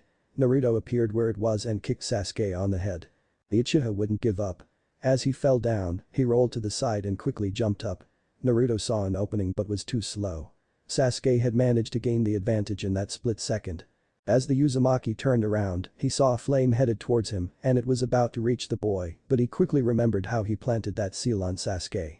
He activated it and appeared beside Sasuke's right arm, then kicked Sasuke down onto the floor. Naruto boosted his leg and ran closer to Sasuke for the finishing blow. The black-haired boy was prepared for this attack, so he quickly took out his wind shuriken, powered it up and threw it towards Naruto. Fire style, Grand Fireball Jutsu. A fireball quickly followed behind the wind shuriken, the wind from the shuriken had quickly mixed in with the fireball, causing it to become stronger. Naruto had to think quickly, what did he have to do to avoid this attack? His heat seal was no use, his cooling seal was no use. Wait, he knew what to use. If his kunai could make him move at high speeds in the direction the kunai was, what made sure that he couldn't redirect this fireball? Though he knew why he couldn't redirect, he didn't have any seals that could do that. I guess I'll have to take it head on. Naruto said to himself. Not. He laughed then used Kawarimi to escape. Did I get him? Sasuke whispered to himself. A kunai then came from behind the boy and in the blink of an eye, a boy appeared and held his kunai up to the other boy's neck. I win. Naruto said. Sasuke then said back. How about? No. A kunai came from his pouch quickly, then with a single slash to the air, lightning came out of the blade traveling through the air all the way to Naruto. The boy blocked it with his sword but fell backwards from the pressure of the lightning and Sasuke took that chance to boost all the way to Naruto. He activated his gravity seal and with all of his chakra, he forced himself on Naruto, if Naruto moved, he would die. Ah well, I surrender, good job Sasuke. Naruto admitted defeat. This new seal you created for me and the weapons work great Naruto. Sasuke told him. Ha. I'm gonna become the Hokage one day, if I can't create a simple seal, I won't be able to become the Hokage then. The boy grinned.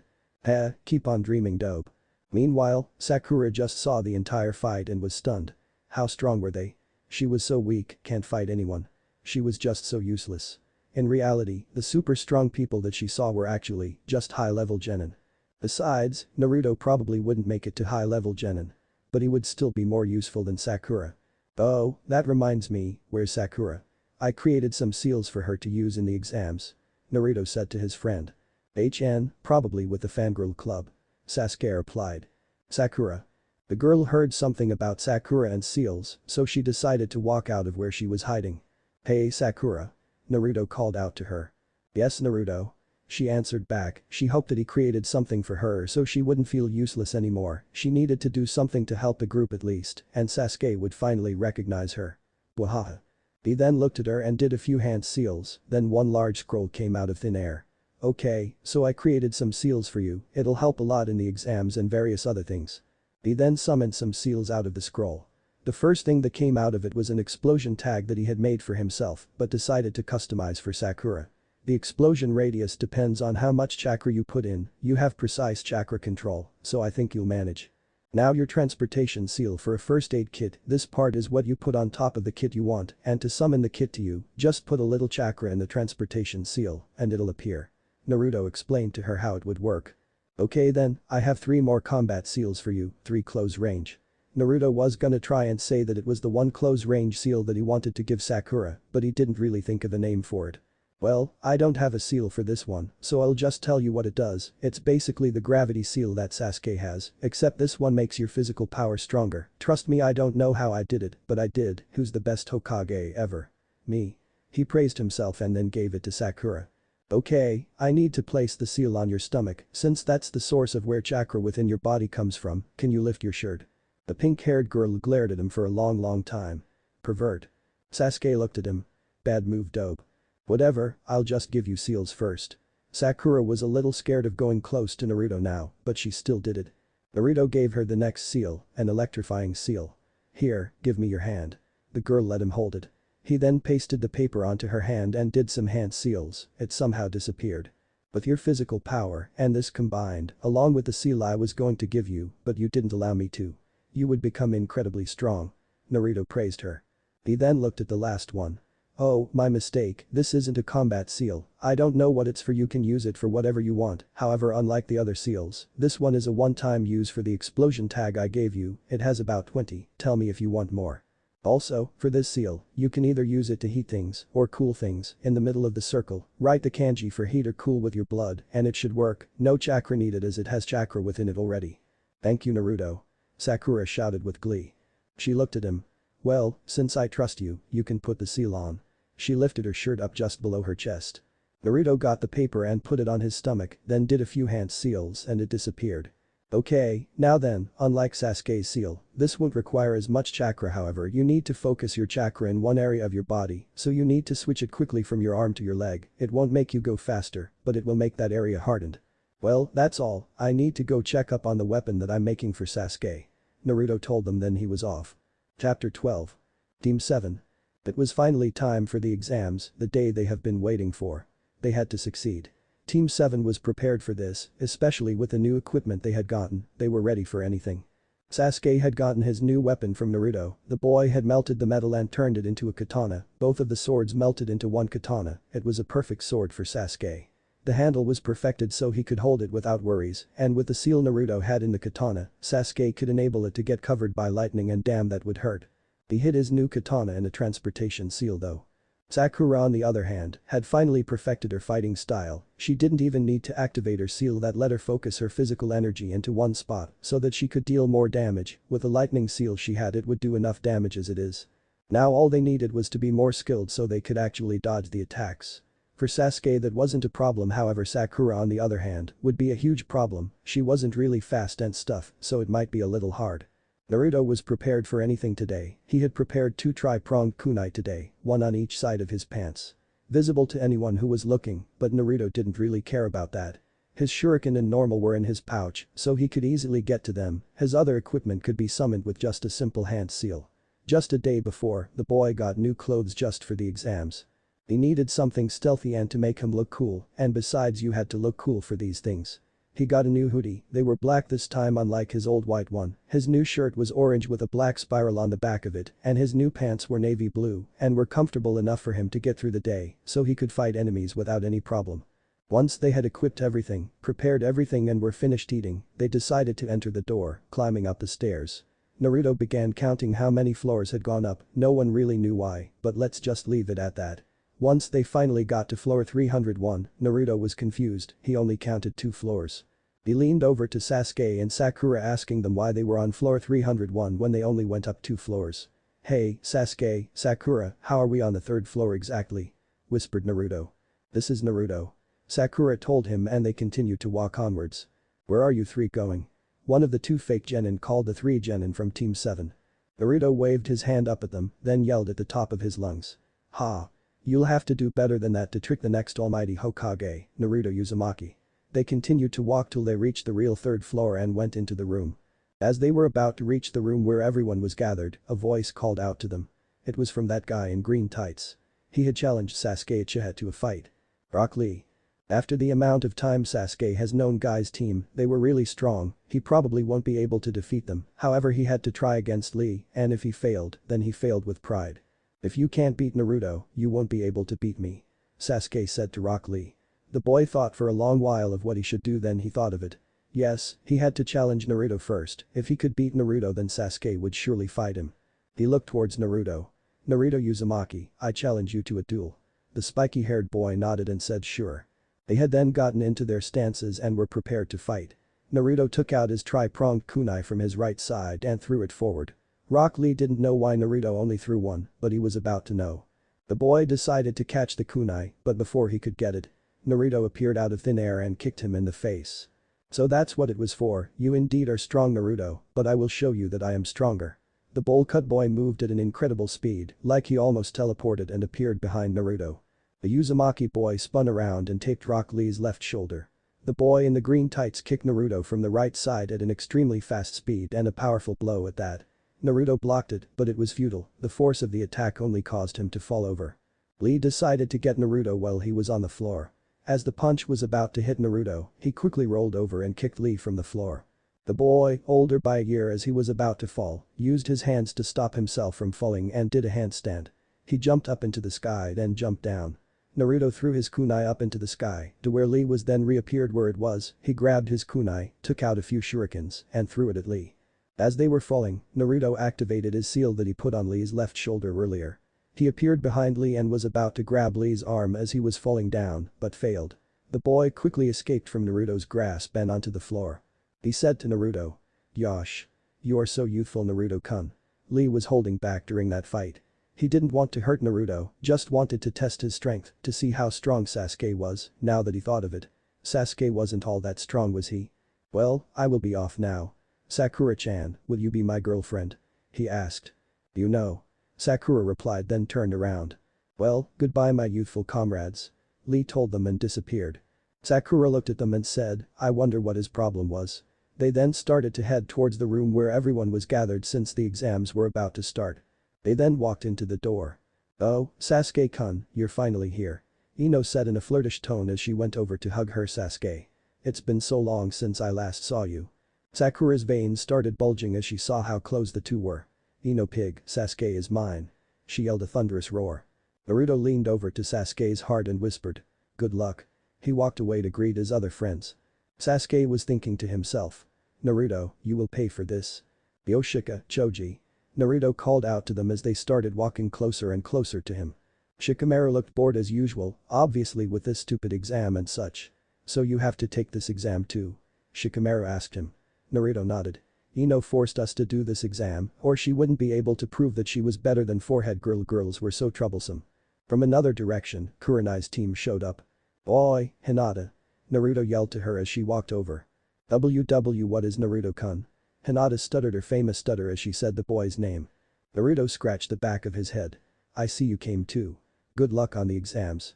The boy said cheerfully to encourage his friend. Hinata started to blush. Look at what you did Naruto, you made her face red. Kiba shouted at him. Hey, that usually happens I dunno why. Naruto then walked away. After that they just all started talking about totally random things. Nothing that newsworthy. No one walked up to them or anything after a while they soon got bored of talking. Then. A smoke bomb appeared with a couple of proctors beside the man in the middle. He looked scary, looking at all of the scars he had on his face. He soon began to explain to them the useless pathetic rules that no one seemed to care about. Especially Naruto, he was busy planning a prank for this entire exam now that he knew it was a written test. And then, it happened. Naruto. If they thought they could destroy Naruto Uzumaki with this written test, they were wrong. The bad part was. Nobody he knew was close to him, oh yeah, he forgot. He ate food but never went to the washroom. Should have thought that through, oh well. They allowed you to go to the washroom in these tests right? Hey, Naruto just thought of the best idea ever. He could always knock out a proctor and take his sheet of paper, heck yes. Who knew he was so smart? He raised his hand. Can I go to the washroom? The boy said. They proctors looked at him then one got up. Okay, I will come with you. He said as both of them went to the washroom. The man had tied chains around Naruto's arm to make sure he didn't escape, whatever. Naruto still got his seal on the man when he got up from his seat. Not that the man noticed, it was on the side of his shirt. As they got to the washroom, Naruto really did go, but once he was done. He activated his seal. He appeared next to the man and knocked him out. Naruto unchained himself from the chains and looked within the man's pockets. Oh goody. The test sheet, now all I have to do is make an exact replica. Naruto thought to himself as he took out a piece of paper and wrote it down. Seal. Naruto said as he performed the seals and the paper disappeared. Oh screw it. The boy had then pretended to faint as he activated a seal, but before he activated the seal, he had to make sure to put the chains back on his arm so they wouldn't notice a thing when they came to inspect. Naruto looked at his hand. Elemental seal, earth. The ground around him started shaking, the desks within the room started to shake harder and harder. The kids started to fall out of their chairs. Man, this plan was genius. Now they wouldn't suspect a thing. But damn, he was tired. That seal took a lot out of him. However, to make it look better, it was time to turn it up a notch. Seal, level 2. Now it was like a real earthquake. Then he fainted. Meanwhile, Sasuke knew just what happened. Only one person could have done this. Naruto Uzumaki. Chapter 13. Hey kid, are you awake? One of the proctors asked the blonde-haired boy on the floor of the bathroom tied with chains. Well, it seems that you're okay. That earthquake sure was strong, and this guy over here probably won't wake up. He took quite the falling look at his head, all bruised. Naruto laughed on the inside quietly. Ah, that was funny. I can't believe they fell for that. They then let Naruto get up off the floor and go back to do his test. When Naruto got back in that room, he saw plenty of people shaking their heads. Come on, the level 2 seal wasn't that strong, was it? Ibiki Marino started eyeing the boy for a long time. That kid, we have only 30 minutes left. After 5 minutes the final question will come out and I wonder how he will manage to get those questions done within that time. The boy sat down and started to look at his test. He stretched his arms not for the purpose of stretching, but to do hand seals. Once he finished doing the hand seals, a piece of paper appeared in his pocket. Naruto took it out of his pocket and put it on his lap. He wrote all of the answers down on his test. I wonder how he got those answers. The examiner thought to himself. Naruto yawned after the long tiring day, not that it was really that long, but still it tired him to wake up so early in the morning. All in a day's work. They say that Ibiki is a master of torture and interrogation, but who knew he was this good? Do you know how many people he had managed to make drop out of the exam? Except for one lone boy. That boy's name was Naruto Uzumaki. This man was a man like no other. They said he could break someone just by interrogating them for one single hour. He didn't even have to know their side story, all he had to know was what their name was and just little bits of information. He was that good at his work.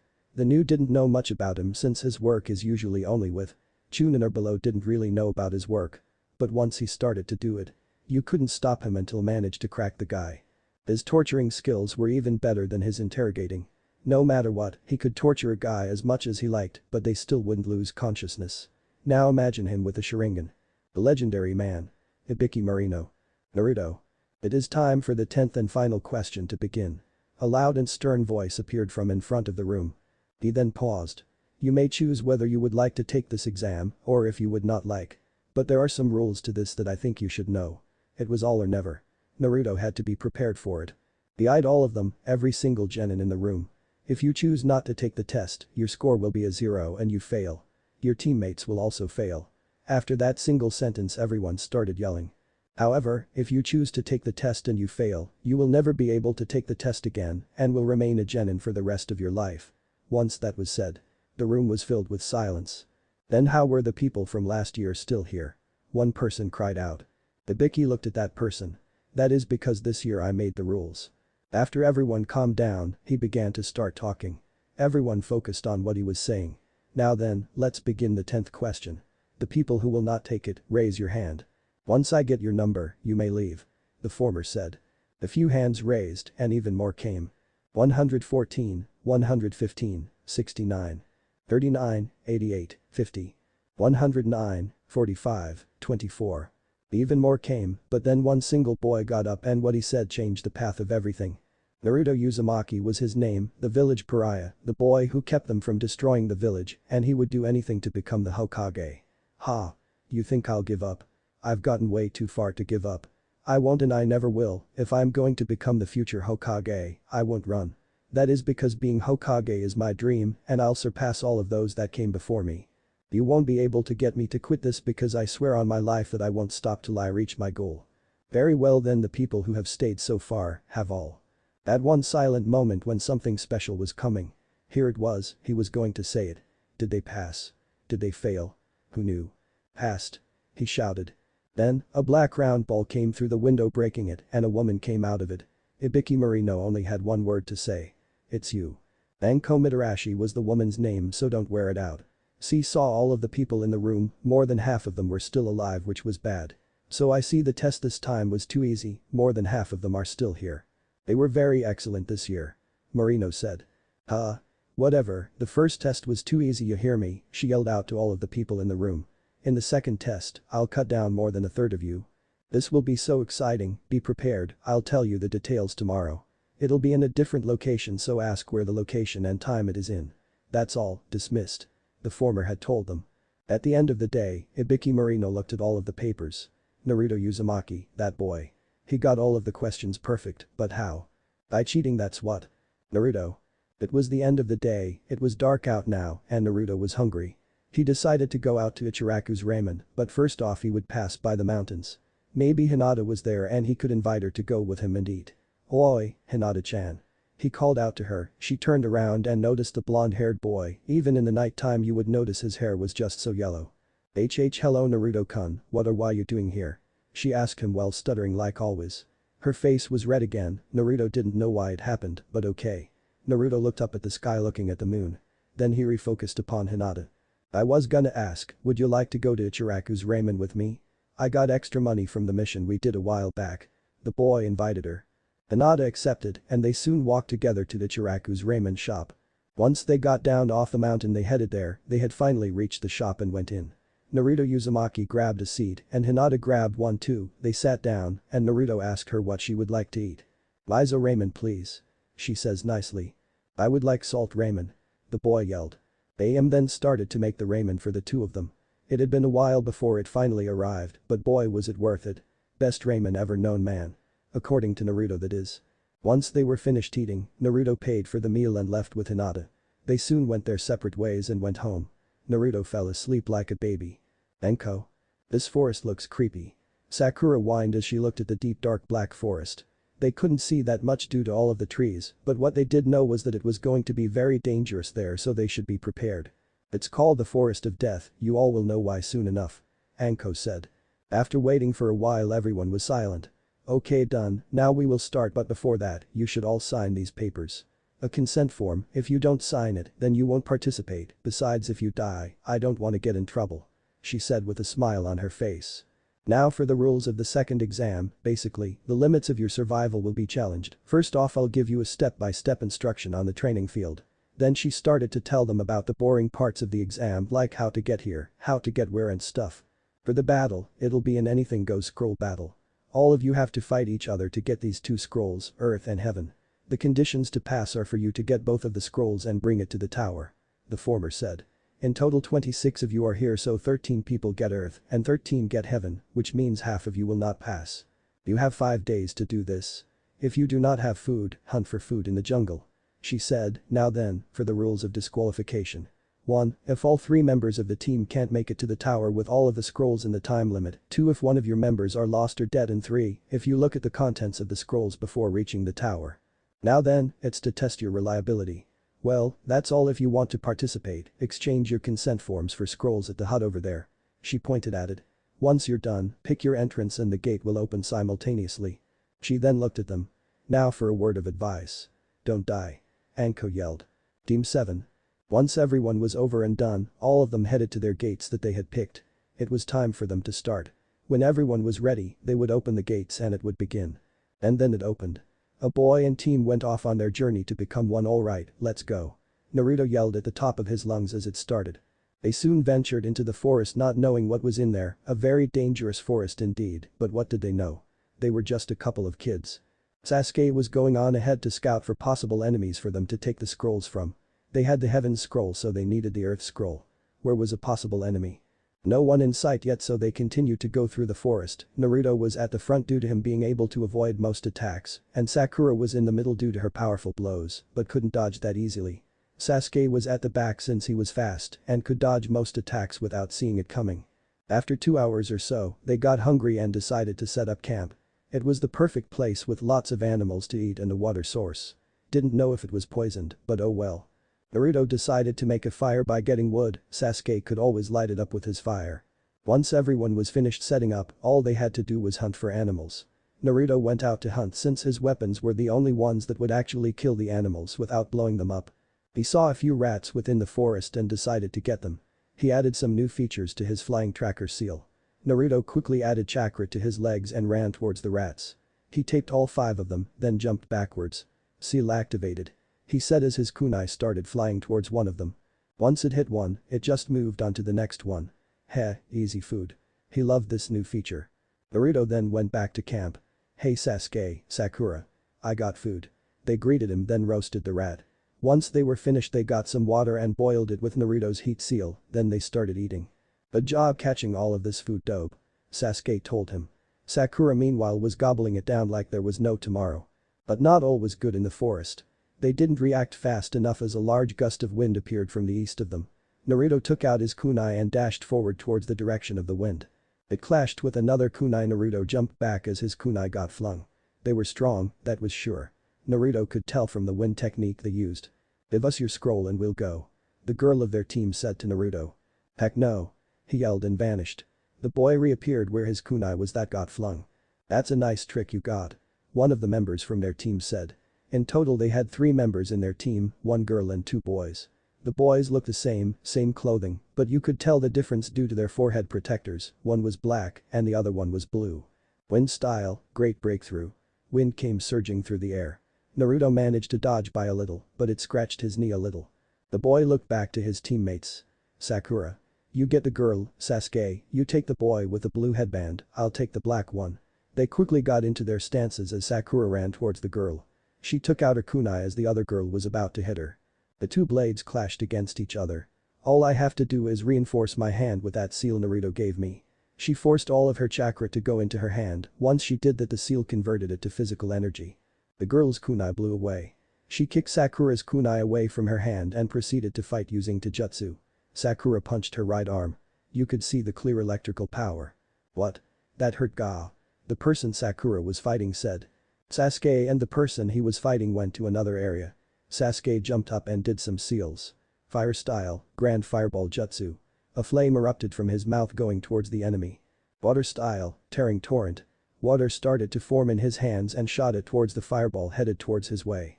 Sasuke took that chance to power up his wind kunai and throw it behind the fireball. It would enlarge the fireball and also be a hidden weapon. As the water stopped the fireball from hitting him, the kunai had managed to go through. Sasuke dashed towards the enemy. He grabbed his kunai and kicked his opponent, spun around and kicked him again. When Sasuke was about to deal the finishing blow, he came in front of him. Since he was human, he obviously was curious about where it came from and where it was going. So he looked at where it was going. The person with the black forehead protector was down there. Which meant the kunai came from Naruto. Damn, he made Sasuke lose his chance to get the guy. Naruto Uzumaki reappeared where the kunai, he grabbed it, turned around 360 degrees, then threw the kunai again. Move dope. Sasuke yelled. Fire style, Phoenix Age fire. Small volleys of fireballs started going towards the blue forehead protector kid. Sasuke used that time to take out his wind shuriken, he charged his chakra into it, then threw it. The wind from it powered up the fireballs, missed by just a little bit. Sasuke took out his regular kunai and the 2 blades clashed with each other. The Uchiha boy took out his lightning kunai and held it in his left hand. He charged it up and slashed. The lightning punctured the air towards the enemy. His fight wasn't over yet, it hurt like hell to the enemy, however he could still fight, for his teammates he wouldn't stop. Meanwhile Naruto was busy fighting his own battle when he appeared in front of the black forehead protector boy. The kid probably thought he would use his kunai again, but boy did he think wrong. The blonde-haired boy took out his explosion tag and threw it at him. With a few hand seals it exploded. Naruto guarded his chest from getting hit by the explosion. He finished his fight, now he just had to go help Sasuke with his fight. Sakura and her opponent were evenly matched, well almost, except her opponent didn't have seals that could make your hits electrical or stronger. The pink-haired girl was about to lay another attack on her opponent, but a few shurikens came her way. Wind style, gale thrust. Chakra appeared around her hand and turned into wind. She thrust her hand forward and hit Sakura. The side of Sakura's shirt on her left arm was ripped off. It seemed like the opponent found out Sakura's weakness due to the attack she uses being close range. If you use a long range attack again it'll be effective. As the blue forehead protector boy Sasuke was fighting started running away, he didn't notice a tri-pronged kunai coming his way. In a blink of an eye at high speeds, Naruto showed up and knocked him out. Sasuke and Naruto reunite, they had to go to where Sakura was to help her. With that, they started to run towards where she was. Sakura took quite a beating as she was defending herself from the attacks. Ah yes, she had the explosion tags. Sakura jumped to the side and then dashed forward, throwing her explosion tags at the enemy. She powered it up a little chakra at a time. It distracted the enemy for a while till Sasuke and Naruto were able to make it. Fire style, Grand Fireball Jutsu. A fireball attack came from behind the girl and hit her head on. Naruto threw his kunai to where Sakura was, grabbed her and went out of the way of the fireball. The girl from the other team was still alive because the fireball wasn't that strong due to the amount of chakra that Sasuke had left. "I give up, please spare us," the girl said and handed over her heaven scroll. Naruto looked at it. It did a few hand seals as his scroll came out of thin air. He noticed that they were the same scroll. "Well, we don't need it, you can keep that scroll, we need an earth one," he said. Thank you," she replied. Naruto, Sasuke and Sakura then ventured off. They were tired and needed a place to rest. It wasn't safe out here. Nowhere. In the forest of death you could die at any second if you weren't prepared. Thanks for listening. I do hope you enjoy it. Turn on that bell notification. Like, subscribe and comment down below. And also check out the others videos I have created and enjoyed it. See you guys next video.